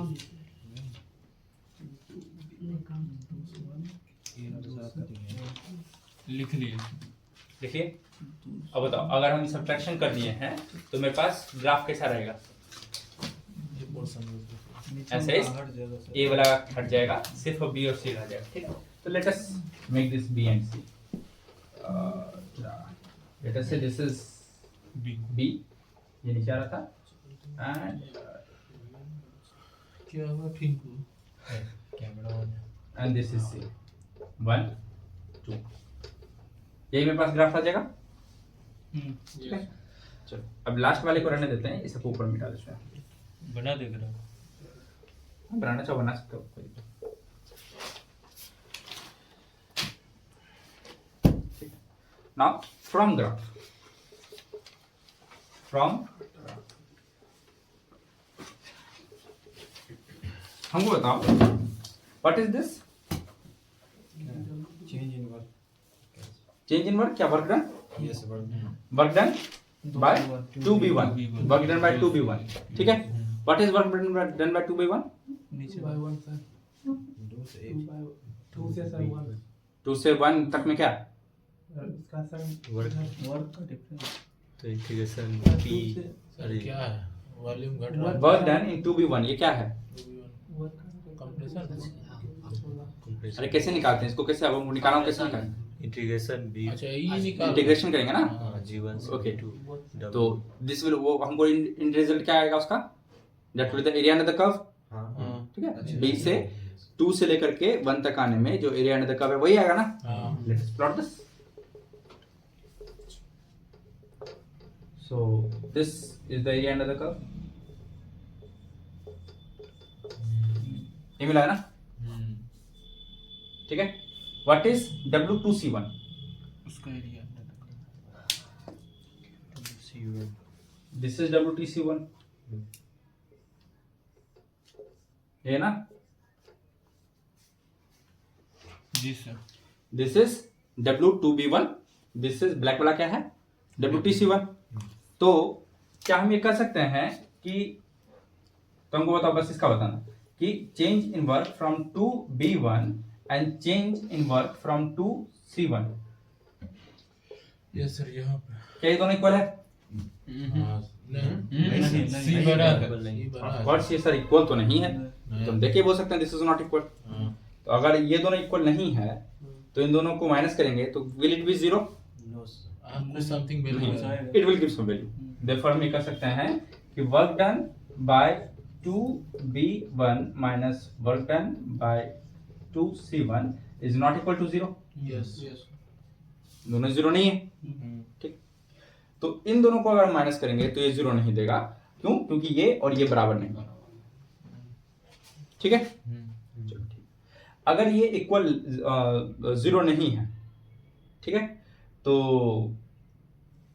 हम ऐसा लिख सकते हैं कि फ्रॉम दिस इक्वेशन कि DQ 2B1 minus DQ 2C1 is not equal to zero, yes क्योंकि ये जीरो के बराबर नहीं है तो फिर ये भी जीरो के बराबर नहीं होगा, सही है ना। अगर ये जीरो के बराबर नहीं है तो ये भी जीरो के बराबर नहीं होगा।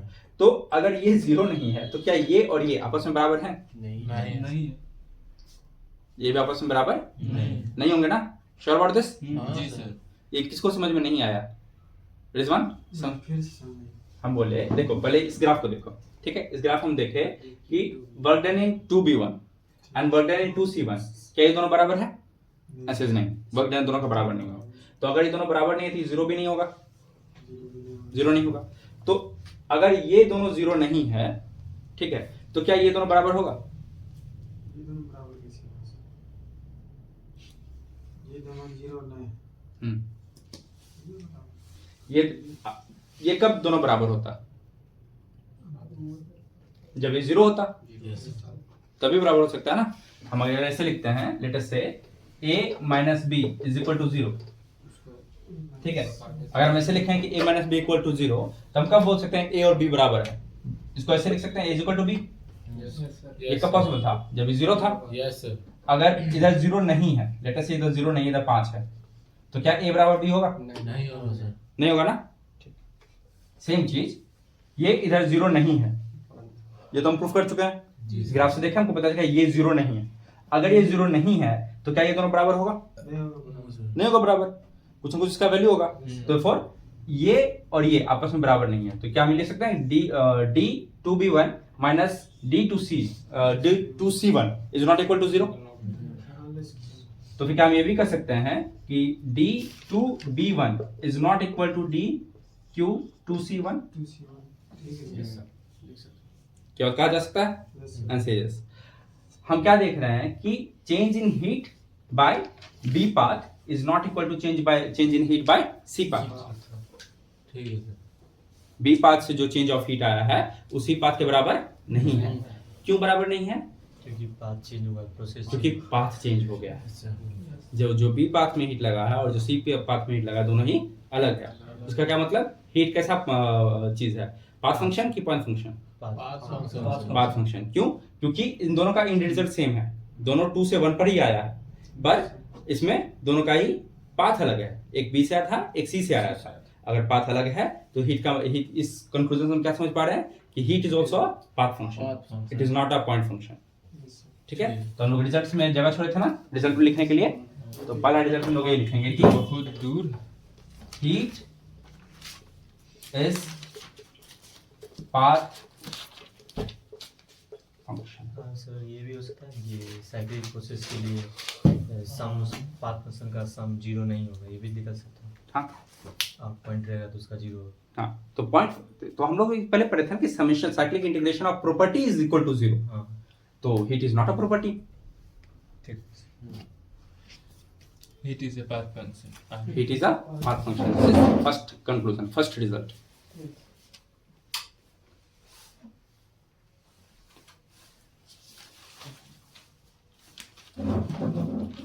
So this is the mathematical proof कि हीट पाथ फंक्शन है, पॉइंट फंक्शन नहीं।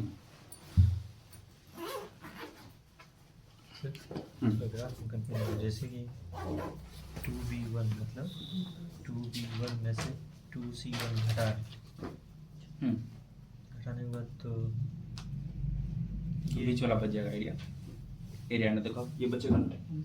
अच्छा ग्राफ में ये नहीं देखना है कौन बड़ा छोटा है, बस ना, जो ना। बचेगा वो हाँ जो बचेगा वो बचेगा। ठीक। 5 बजे रास्ता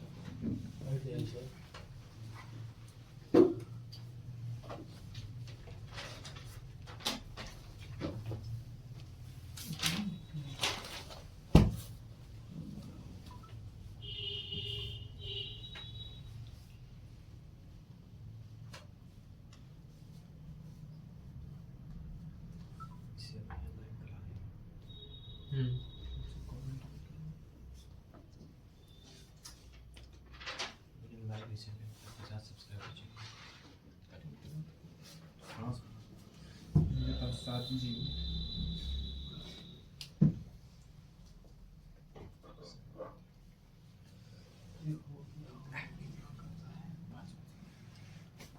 ठीक है मिटा इसको। अच्छा लिखे नहीं रुक। अच्छा नहीं फिर लिखो।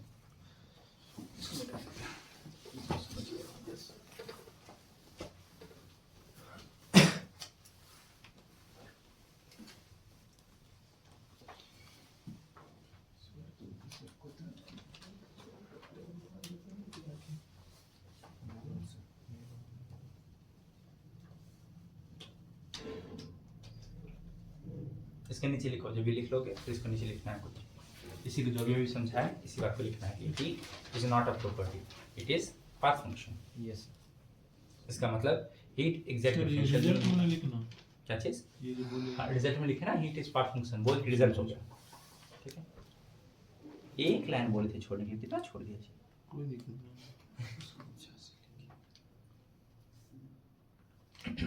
ठीक हाँ तुम वहीं पे लिखो, वहीं पे इसके नीचे भी एक पैराग्राफ है उसमें लिखो। It is not a property.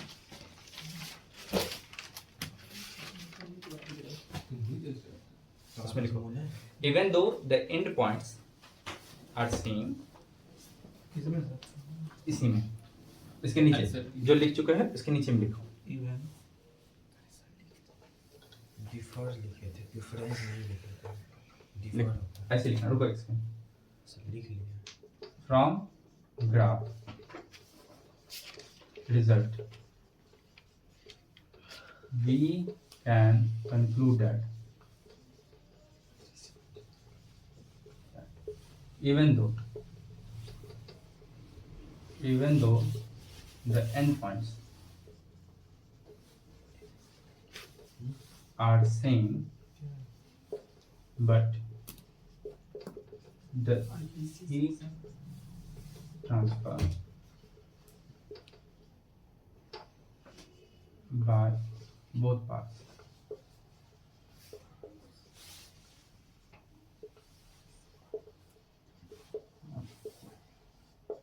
thus heat is not a property, rather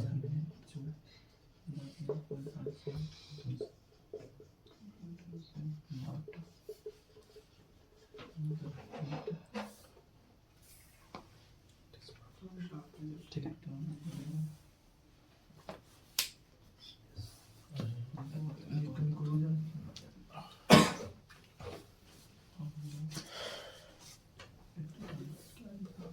हम अलग लिखेंगे। ठीक है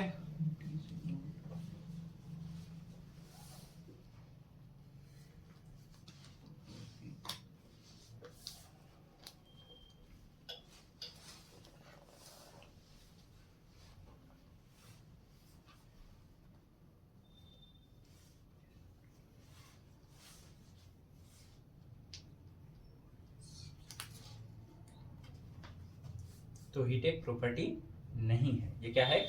पाथ फंक्शन है, मतलब ये पाथ पर डिपेंड करती है। नाउ जो भी चीज पाथ पर डिपेंड करता है उसको हम लोग कैसे डिनोट करते थे? डेल से ना। तो अभी तक जो डेरिवेशन हम लोग सीधा डी लिखते जा रहे थे वो डी नहीं होगा, वहां पे सब डी का मुंडी काट दो। समझा क्या बोले? हाँ हीट में अभी तक हम लोग डी लिखते जा रहे थे डेरिवेशन में, वो डी नहीं होगा, उसका डी का मुंडी काट दो सब जगह।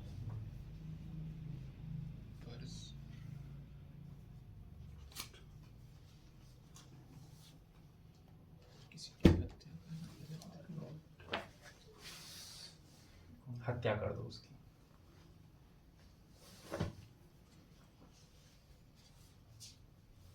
ठीक है, तो अब लोग हीट और वर्क के बारे में कुछ कुछ जान रहे हैं। ठीक है, अब क्या क्या जाने हीट और वर्क के बारे में, दोनों के बीच में क्या क्या सिमिलरिटी है?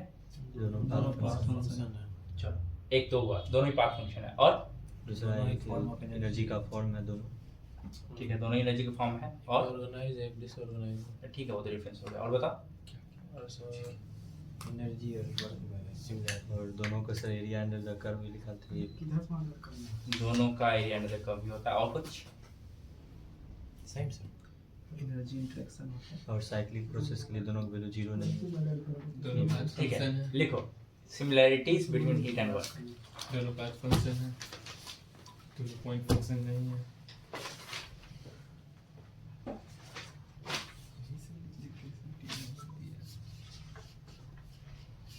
अच्छा, वर्क के बारे में कुछ कुछ बताओ, वर्क के बारे में कुछ इंपॉर्टेंट प्रॉपर्टीज लिखवाए थे, मतलब वर्क जब पढ़ाए थे, सॉरी वर्क बोल रहे हैं, पॉइंट फंक्शन जब बताए थे तो प्रॉपर्टीज के बारे में कुछ कुछ लिखाए थे। ये सर वो एग्जैक्ट डिफरेंशियल होता है। सबसे पहली बात तो एग्जैक्ट डिफरेंशियल होता है, तो हीट और वर्क दोनों ही प्रॉपर्टी नहीं है तो दोनों एग्जैक्ट डिफरेंशियल नहीं होंगे। हीट और वर्क दोनों ही बाउंड्री फेनोमेना है, जब तक वो बाउंड्री को क्रॉस नहीं करेगा हम हीट ट्रांसफर या वर्क ट्रांसफर नहीं बोलेंगे। ठीक है, सबसे पहले लिखो heat and work both are, ऐसा कर लो ना, एक तरफ हीट बना लो एक तरफ वर्क बना लो। ठीक है, हेडिंग डाल दो similarities between heat and work. Heat and work ना सर। ठीक है, एक तरफ हीट लिख लो, दूसरी तरफ वर्क लिख लो।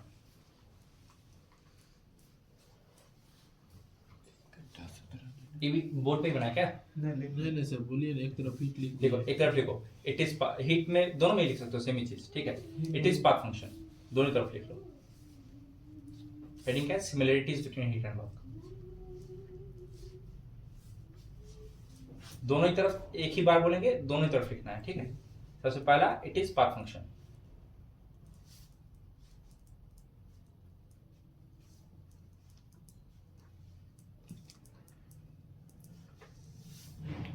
दूसरा it is not a property.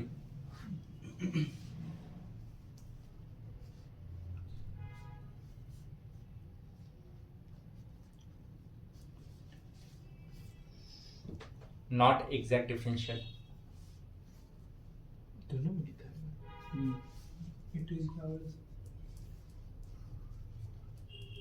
Not exact differential, not exact या इनएग्जैक्ट डिफरेंशियल।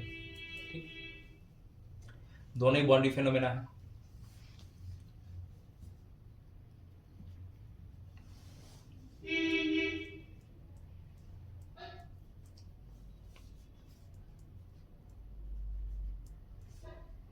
एक ही जगह पे लिख लिया।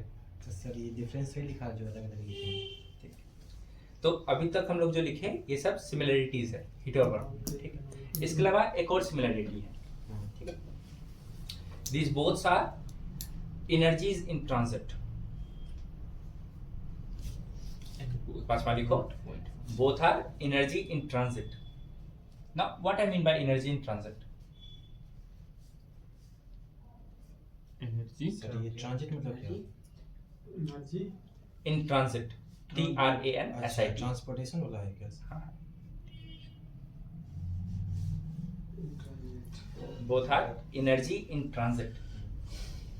एनर्जी मोशन है। both क्या है? energy in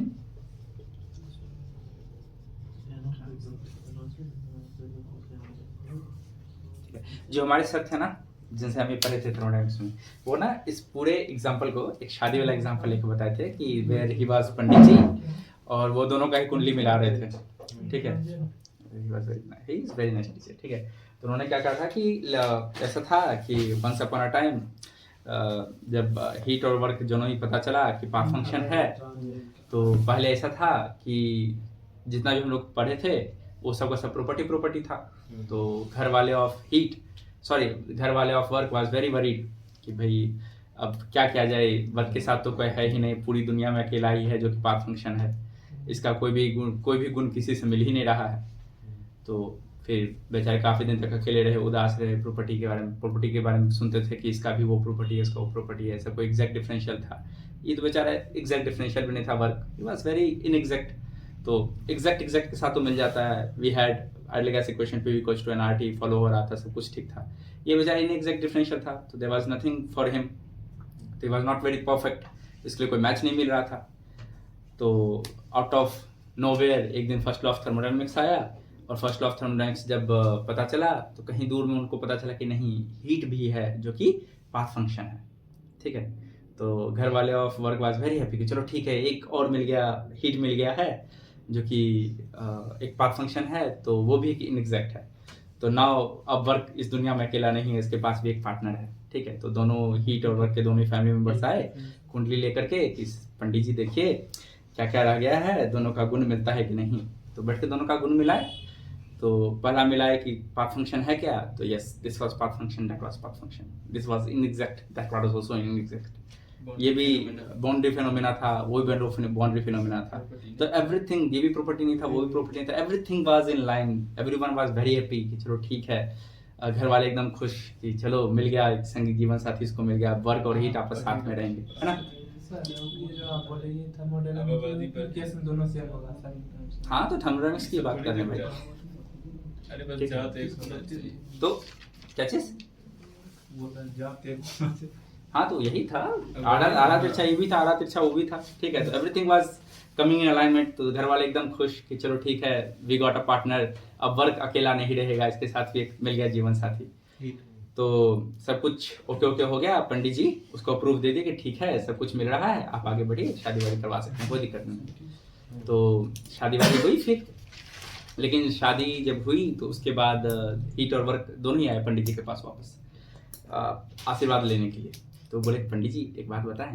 तो पंडित जी बोले ओके क्या रह गया। तो बोले कि आपको लग रहा होगा कि अरेंज मैरिज है, लेकिन अरेंज मैरिज नहीं, सबसे लव मैरिज। पंडित जी बोले व्हाट, कैसे, क्या बात कर रहे हो। तो उन्होंने कहा कि आप जो कुंडली देखे ना, उन कुंडली में सब कुछ था, बट हम लोग एनर्जी इन ट्रांजिट हैं। तो पंडित जी बोले रुको, इसका क्या मतलब है एनर्जी इन ट्रांजिट मतलब। तो बोला कि जब तक अगर प्रॉपर्टीज की बात करें ना, तो प्रॉपर्टी ऐसा होता है जो सिस्टम के साथ हमेशा रहता है। जैसे प्रेशर सिस्टम के साथ हमेशा रहेगा, टेम्परेचर सिस्टम के साथ हमेशा रहेगा, वॉल्यूम टेम्परेचर सिस्टम के साथ हमेशा रहेगा, पर वर्क चाहिए हमेशा रहता है। जब प्रोसेस हो रहा है, मतलब अगर हम उसको हीट सप्लाई कर रहे हैं, वो तभी तक वर्क देगा, या हीट निकाल रहे हैं तभी तक वर्क रहेगा। Once system comes to stability, एक बार हीट निकालना बंद कर दिए या हीट देना बंद कर गए, वर्क भी गायब हो जाएगा। No heat no work, no work no heat. मतलब हम दोनों जब एक साथ आते हैं तभी कुछ, जब तक प्रोसेस हो रहा होता है हम तभी आपको नजर आएंगे, अगर प्रोसेस खत्म हो गया हम नजर नहीं आएंगे। लाइक एट पॉइंट 1 अगर हम पूछे what is heat, there is no heat. क्यों? क्योंकि at point there is no work. First law यही कहा था ना कि हीट और वर्क बराबर होना चाहिए। अगर वर्क ही नहीं है, the summation of work is 0, what will the summation of heat? 0, there will be no heat. Similarly at point 2 what is heat या व्हाट इज वर्क, तो पॉइंट पर तो वर्क डिफाइन ही नहीं है, वर्क तो डिफाइन ही किए थे for a process. Path function था, प्रोसेस रहेगा तभी रहेगा, अगर प्रोसेस नहीं तो नहीं रहेगा। तो पंडित जी तो बोले कि जब तक अगर कोई हमको, तो पंडित जी बोले क्या तुम बोला लव मैरिज है, तो कोई तो आज तक तुमको पकड़ा कहे नहीं। बोले यही तो दिक्कत था कि हम लोग एनर्जी इन ट्रांजिट थे, जब प्रोसेस में होते थे तभी हमको कोई देख सकता था, प्रोसेस खत्म हो गया पता ही नहीं रहता था कि हम हैं कि नहीं। तो एनर्जी ट्रांजिट का क्या मतलब है कि when there is process, when there is transition from one point to another point, जब ट्रांजिशन हो रहा हो ये एनर्जी तभी नजर आती है। मतलब पहले भी साथ ही हो।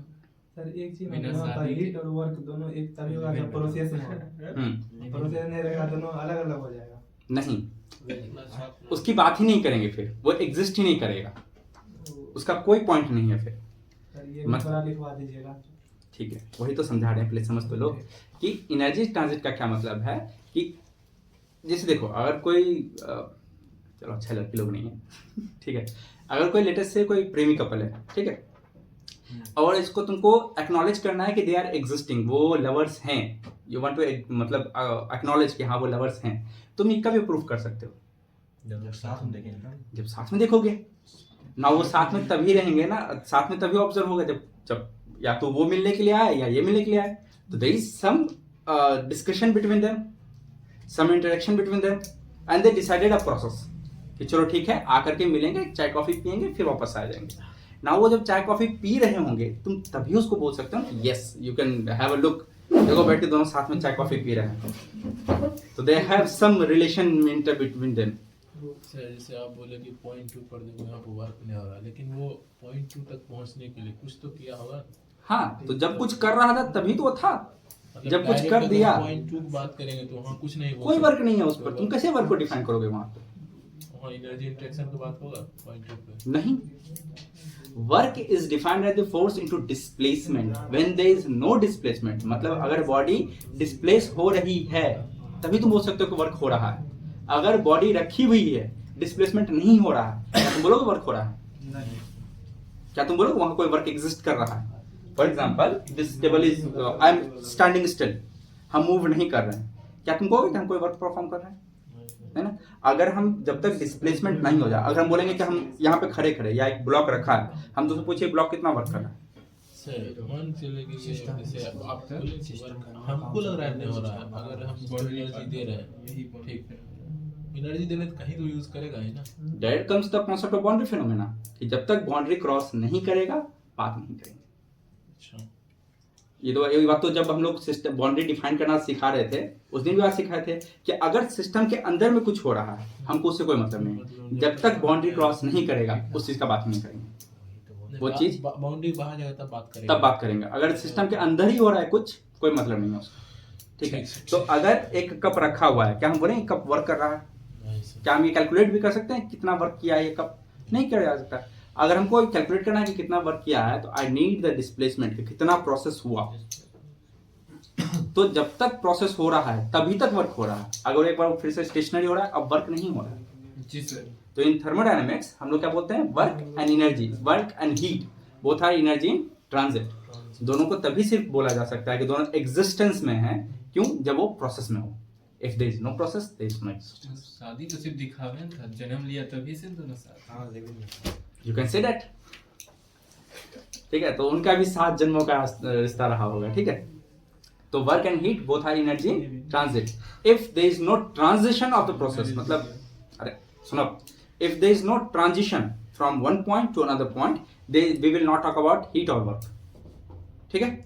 इसका मतलब अगर हम तुमको बोले कि व्हाट इज डिफरेंस या what is net work done, ठीक है, मतलब अगर हम ऐसे लिख दें कि वर्क डन नेट कर देते, उसको अगर हम ऐसे निकालना चाहे कि यहाँ पर अगर हम ऐसे बोले कि यहाँ पे वर्क 2 है, यहाँ पर वर्क 1 है, तो वर्क डन निकालेंगे work 2 minus work 1। This is completely wrong. नहीं we can not do this. ऐसा नहीं होगा, ऐसे नहीं कर सकते हैं। क्यों? क्योंकि ये कोई प्रॉपर्टी नहीं है, ये पाथ फंक्शन है, ये पाथ पर ही डिपेंड करती है। तो जब तक पाथ डिफाइन नहीं होगा, जब तक प्रोसेस डिफाइन नहीं होगा, ये डिफाइन नहीं कर सकते।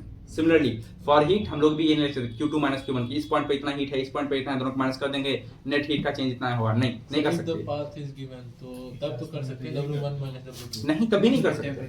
सर मान से लेके अगर यहाँ से यहाँ पहुँचने में, तो हम इसकी बात करेंगे कि इस पाथ में कितना चेंज था, इस पाथ में कितना चेंज था। पाथ की चेंज की बात कर सकते हैं, नॉट पॉइंट। मतलब यहाँ पर जो डेरिवेशन भी हम लोग किए थे उसमें देखना अच्छे से देखो, हम क्या लिखे हैं? 2B1 work done change in work from in process 2B1, ऐसे लिखे हैं, ऐसे लिखे थे ना, मतलब change in work in process 2B1, हम ये लिखे हैं। तो व्हाट इज 2B1?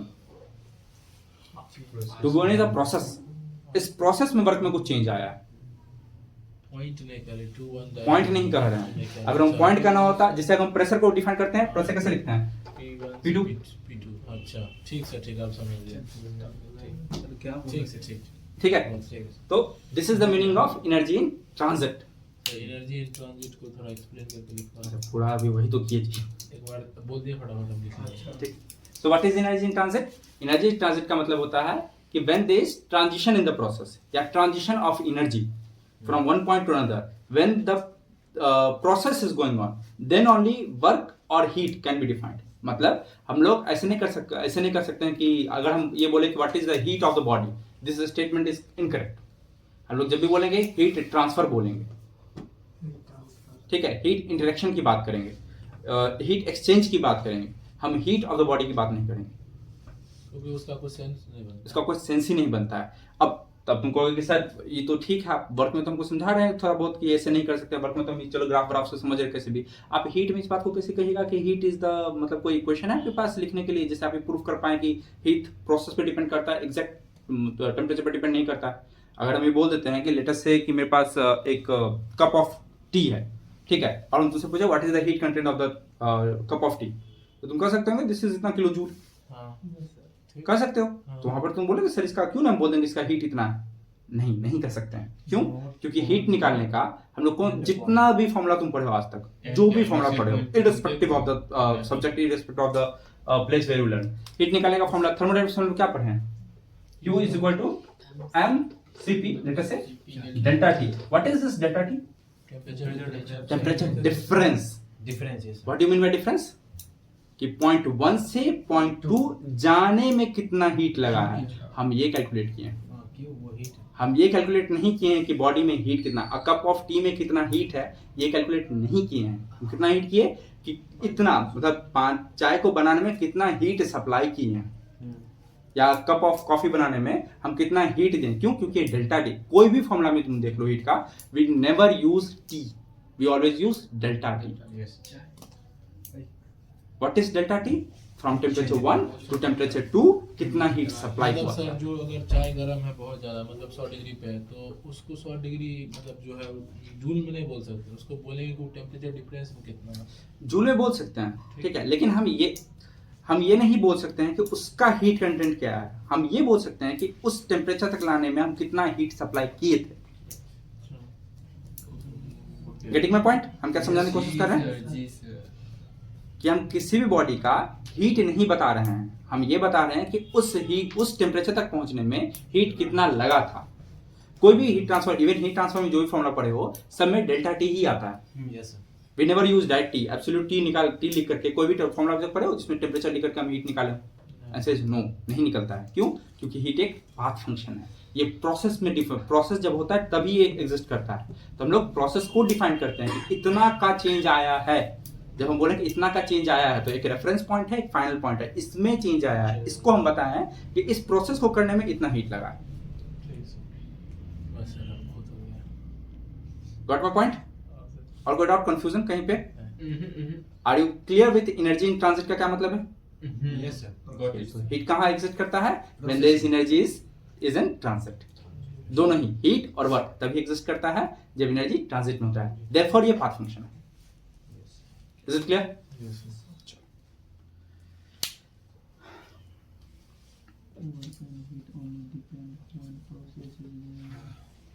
तो कैसा लगा फर्स्ट रिजल्ट ऑफ थर्मोडायनामिक्स? है ना? अच्छा, वेरी छोटा सा चीज है energy in transit, you application अच्छा है इसका। आज तक गौर किए थे हम लोग हीट में सिर्फ डेल्टा टी क्यों लिखते हैं? Temperature difference, that is temperature difference, क्योंकि this is also said by the thermodynamics, यही बोलता है कि एब्सोल्यूट हीट कभी कैलकुलेट नहीं होता है, हीट पाथ फंक्शन है। तो बॉडी का हीट डिफाइन ही नहीं है, प्रोसेस का हीट डिफाइन होता है। बीच का डिफरेंस बताते हैं लोग, एक्चुअली उसका नहीं लोग नहीं बता सकते हैं। Thermodynamics, God of engineering, God of like universe, बहुत अच्छा सब्जेक्ट। ये पूछ दे नहीं, ये पूछेगा नहीं, ये तुम्हारी अंडरस्टैंडिंग के लिए। This makes these kinds of topic makes the subject interesting, ये सब्जेक्ट को इंटरेस्टिंग बनाता है, इंटर रिलेट करता है कि रियल लाइफ में इसका क्या एप्लीकेशन है, ये क्या लॉ, ये बोला क्या अभी, ठीक है। Now we will jump towards our next conclusion. पहला कंक्लूजन क्या था कि heat is a path function. हम लोग किसी भी बॉडी का एब्सोल्यूट हीट नहीं बता सकते हैं, वेयरएज उस बॉडी को उस हीट तक पहुंचने में कितना चेंज लगा या तो ये बता सकते हैं, या ना तो हीट या वर्क को तभी डिफाइन कर सकते हैं जब वो एनर्जी इन ट्रांजिट हो। अगर प्रोसेस खत्म हो चुका है वी कैन नॉट डिफाइन। जी सर। ठीक है, next. Now this is very nice result. ये रिजल्ट क्या है? This result says that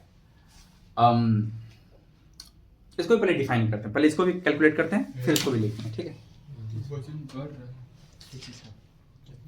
derivation का डेरिवेशन हुआ कहाँ डेरिवेशन हुआ है? अरे हम You don't have to कहाँ remember the बोले derivation for this. हम कहाँ बोले? क्या बोला? तुमको डेरिवेशन का वो नहीं याद रखना हम है, नहीं बोले सर। याद नहीं रखना है, you just have to remember the conclusion. ठीक है, ओके। सो हम लोग अभी क्या पढ़े थे? लास्ट जो डेरिवेशन किया वही बताओ, उसका कंक्लूजन क्या था हमको बताओ। नहीं नहीं, लास्ट इक्वेशन क्या है वो बताओ। डेल्टा टी होगा, डेल्टा डी डी में क्या कहते हैं? यहीं से स्टार्ट करते हैं क्योंकि फिर हमको स्टार्ट करना पड़ जाएगा, स्टार्ट नहीं करना, यहीं से करते हैं। लास्ट इक्वेशन बताओ क्या लिखे थे, उसमें क्या लिखा है? डेल्टा क्यू 2v1 माइनस अच्छा इसकी बात कर। Delta Q 2c1 is equal to delta W ना delta w 2v1 2v1 minus delta मेरा खैर डब्ल्यू 2c1 2c1।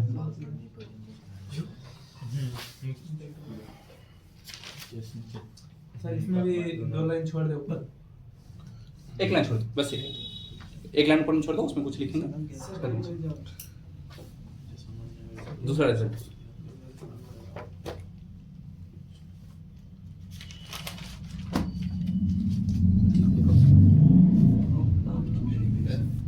डी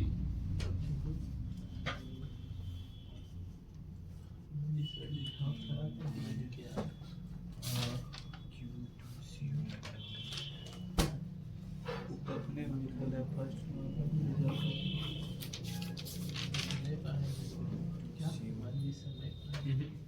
बोले एडवांस आराम से। मनीष सर बोले हमको भी अपना लोड मत लो, हम भी बोले नए तो प्रोजेक्ट ट्रेनिंग क्या था? मेरे पास आउट ओके, लिख लिए। हाँ वो कॉमन पेपर है। ठीक है, तो ऐसा करते हैं, बी वाला ये है, बी वाला ये है, दोनों बी वाले को एक साथ कर देते हैं, दोनों सी वाले को एक साथ कर देते हैं। तो एक हीट है कि वो कर सकते ठीक है, बी वाले प्रोसेस को एक साथ कर लेते हैं, सी वाले को एक साथ कर देते हैं। हैं। ठीक। अगर बी वाले को एक साथ लिखेंगे क्या लिख सकते हैं? डी क्यू 2b1 डी कहाँ? अरे बी बोल कुछ नहीं बोलो।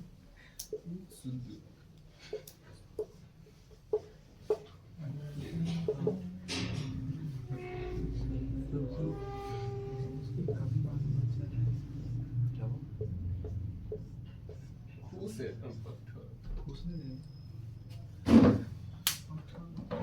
ऐसे लिख सकते हैं ना, कोई दिक्कत नहीं ना। मिलेगा b1 वाले को एक साथ कर लिए तो D Q minus D W और कॉमन हो जाएगा 2b1 को बाहर लिख लिए, कॉमन कर लिए। ठीक है, equal to D Q C, अब इधर माइनस में था, इधर जगह प्लस में हो जाएगा, तो D Q minus D W common का है 2c1 तो दोनों का 2c1 लिख लिए। सबसे ज्यादा अरे डॉक्टर आप तेरा बिल तो कुछ मिलेगा।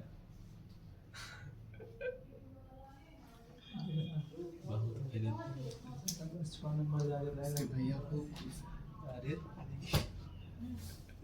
लिख लिए। जी सर। क्या प्राउड मोमेंट। आज लग रहा है 2 बजे उठा कितना अच्छा बात है। आज तो दो एकदम अच्छा वाला भेजेगी, पेड वाला। ठीक, पेड कंटेंट तो एक बार बताओ, नाउ लुक एट दिस, वो दोनों इक्वेशंस देखो। इवन दो बी का पाथ अलग था, बी में जो टोटल मतलब वर्क डन था वो अलग था, बी में जो टोटल हीट लगा वो अलग था। ठीक, सी में जो टोटल हीट लगा वो अलग था, सी में जो टोटल वर्क डन किया वो भी अलग था। तो इवन दो path are different, but what are the end points? 2 1 end points are same but the path is different. ये बी से गया, ये सी से गया, पाथ डिफरेंट है बट इन पॉइंट सेम है। ठीक है, पाथ अलग होने के बावजूद भी the net difference is equal, हम इसे ये कह सकते हैं ना, ये बी से गया था, इसका डिफरेंस जितना आएगा इसका भी डिफरेंस उतना ही है। ये बी से गया है और इसी से गया है, पर दोनों का जो एनर्जी का डिफरेंस है वो दोनों में बराबर है। नाउ मतलब इसका एनर्जी, लेटर से इसका एनर्जी कितना है, लेटर से डी, और इसका एनर्जी कितना है, लेटर से डी, दोनों same. Difference of energy letter से इसमें डी है और इसमें भी डी है, तो दोनों ही बराबर है। ठीक है, मतलब इन दोनों का अगर किसी दो पॉइंट्स का डिफरेंस बराबर होता है तो कौन सा प्रॉपर्टी कहा जाता है? दोनों का डिफरेंस अगर बराबर हो तो उसको कौन सा प्रॉपर्टी क्या कहा जाता है? पॉइंट, पॉइंट फंक्शंस, उसको क्या कहा जाता है? Point functions. Now what are point functions? Point functions are the properties. अभी कैसे कर सकते हैं कि इन दोनों का डिफरेंस जो है वो एग्जैक्टली इक्वल है। When the differences are equal, तो ये पहले ही बताया था कि इसको हम लोग एग्जैक्ट डिफरेंशियल्स के भी टर्म्स में बोलते हैं। इनिशियली बताया था ना कि जब पॉइंट्स, दो पॉइंट्स के बीच का डिफरेंस इक्वल आ रहा है, किसी भी पाथ से जाए, उस पर अगर डिपेंड नहीं कर रहा है तो उसको हम लोग पॉइंट फंक्शंस कहते हैं या एग्जैक्ट डिफरेंशियल्स। यहाँ पर भी देखा जाए तो ये अलग पाथ से गया है, ये अलग पाथ से गया है, पर दोनों का डिफरेंस बराबर है। इसका वर्क अलग होगा, उसका वर्क अलग। हाँ, इसका वर्क अलग है, इसका वर्क अलग है, इसका हीट अलग है, इसका अलग है, हीट अलग है, पर दोनों का जो डिफरेंस है वो बराबर होगा, वो दोनों के बराबर है। क्योंकि और हीट को वर्क से घटाएंगे तो एनर्जी बनेगा। दोनों सेम प्रॉपर्टी अगर घटाएंगे तो दोनों यूनिट भी सेम होता है। एनर्जी बनता ना है, एनर्जी की बात क्या होगा? नहीं समझ में आया। जो दोनों अलग अलग रहेगा, नहीं रहेगा। यस सर, समझ गए। समझ गया, दोनों एनर्जी है। ठीक है, तो दोनों ही एनर्जी यहाँ पे क्या है, बराबर है। तो व्हाट इज द कंक्लूजन? इसका कंक्लूजन यह है कि the energy is a point function. Energy एक प्रॉपर्टी है। Whenever something is point function, it is can be denoted as property. Point functions properties होते हैं। तो इसका कंक्लूजन क्या है? इसका कंक्लूजन है the energy is property. ठीक, what is the second conclusion? Second conclusion is this. Energy is property and it is point function. D Q और डी डब्ल्यू दोनों सेम ही होगा, जितना अगर एनर्जी दे रहे हैं उतना ही हमको वर्क डन दे रहा है। dq और dw बराबर होगा। डी क्यू 2v1 के लिए हाँ। तो उसका बराबर होगा ना सर, क्योंकि जितना एनर्जी दे रहे हैं उतना ही वर्क डन करके देगा। नहीं, रुको, तो सर देखो,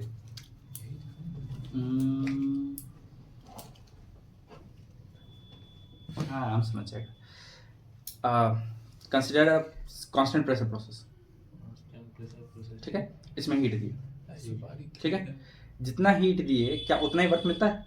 नहीं, कुछ अमाउंट ऑफ एनर्जी स्टोर होता है ना। हाँ। तो अगर हम दोनों को सब्ट्रैक्ट कर देते हैं, कितना हीट दिए माइनस कितना वर्क दिया है, बचेगा क्या? उसके अंदर Stored energy। कितना एनर्जी में चेंज आया है, स्टोर्ड एनर्जी। तो उसको हम डी लिख सकते हैं ना, हाँ। That is stored energy. वही तो लिखा है। अच्छा, ठीक ठीक ठीक, ओके, ठीक है सर, ठीक। Got this? हाँ हाँ sir. Energy is property, point function. Energy क्या है? पॉइंट फंक्शन है। मतलब अब इसका क्या मतलब है कि एनर्जी पॉइंट फंक्शन है? मतलब हम किसी भी एक पॉइंट पर ये बता सकते हैं कि नेट एनर्जी उसका कितना है। हम किसी एक पॉइंट पर नेट हीट नहीं बता सकते थे, बॉडी का हीट कितना है, बट एनर्जी बता सकते हैं। अब कहोगे कि सर ये कैसे कर सकते हैं कि किसी एक पॉइंट पर कितना है? पोटेंशियल एनर्जी कैसे निकालते हैं? mgh। What is h? h is a fixed point, कि इतने हाइट पर है। क्या इसके लिए हमको डिफरेंस ऑफ हाइट चाहिए? This is no, you don't need difference of height, you just need height. Got this? तो एनर्जी एक पॉइंट फंक्शन है, इसके लिए हमको डिफरेंस या पाथ का डिपेंडेंसी नहीं चाहिए। तुम किसी भी पाथ से लेकर आओ, अगर किसी एक हाइट पे है तुमको बस इतना चाहिए कि उस हाइट पे कितना है। अगर हमको बस इतना जाना उस हाइट पे कितना है, आई कैन से हाँ कितना है। ठीक है, नाउ अगर ये समझ गया हो तो अब चूंकि क्लास का थोड़ा टाइम ज्यादा हो गया तो I will conclude the class, but class खत्म करने से पहले I want one question to be answered from your side. ठीक है, from the first law of thermodynamics हम लोग इतना पढ़े कि एनर्जी एक प्रॉपर्टी है, एक point function. When energy is property it is a point function, ठीक। हीट एक पाथ फंक्शन है, मतलब ये प्रॉपर्टी नहीं है, ये पॉइंट फंक्शन भी नहीं है, प्रॉपर्टी भी नहीं है। माय क्वेश्चन इज, तो फिर क्या हीट फॉर्म ऑफ एनर्जी है? क्या हुआ?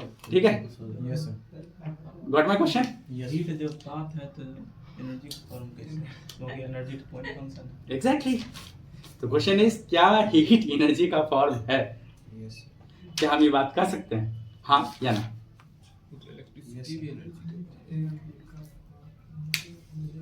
है या नहीं? ठीक है, तो झमेला में फंस गए, ज्यादा नहीं, एक बार भी बटे ठीक है। तो जाओ विस्तार में ढूंढो सब कुछ, अगर कुछ मिल जाए तो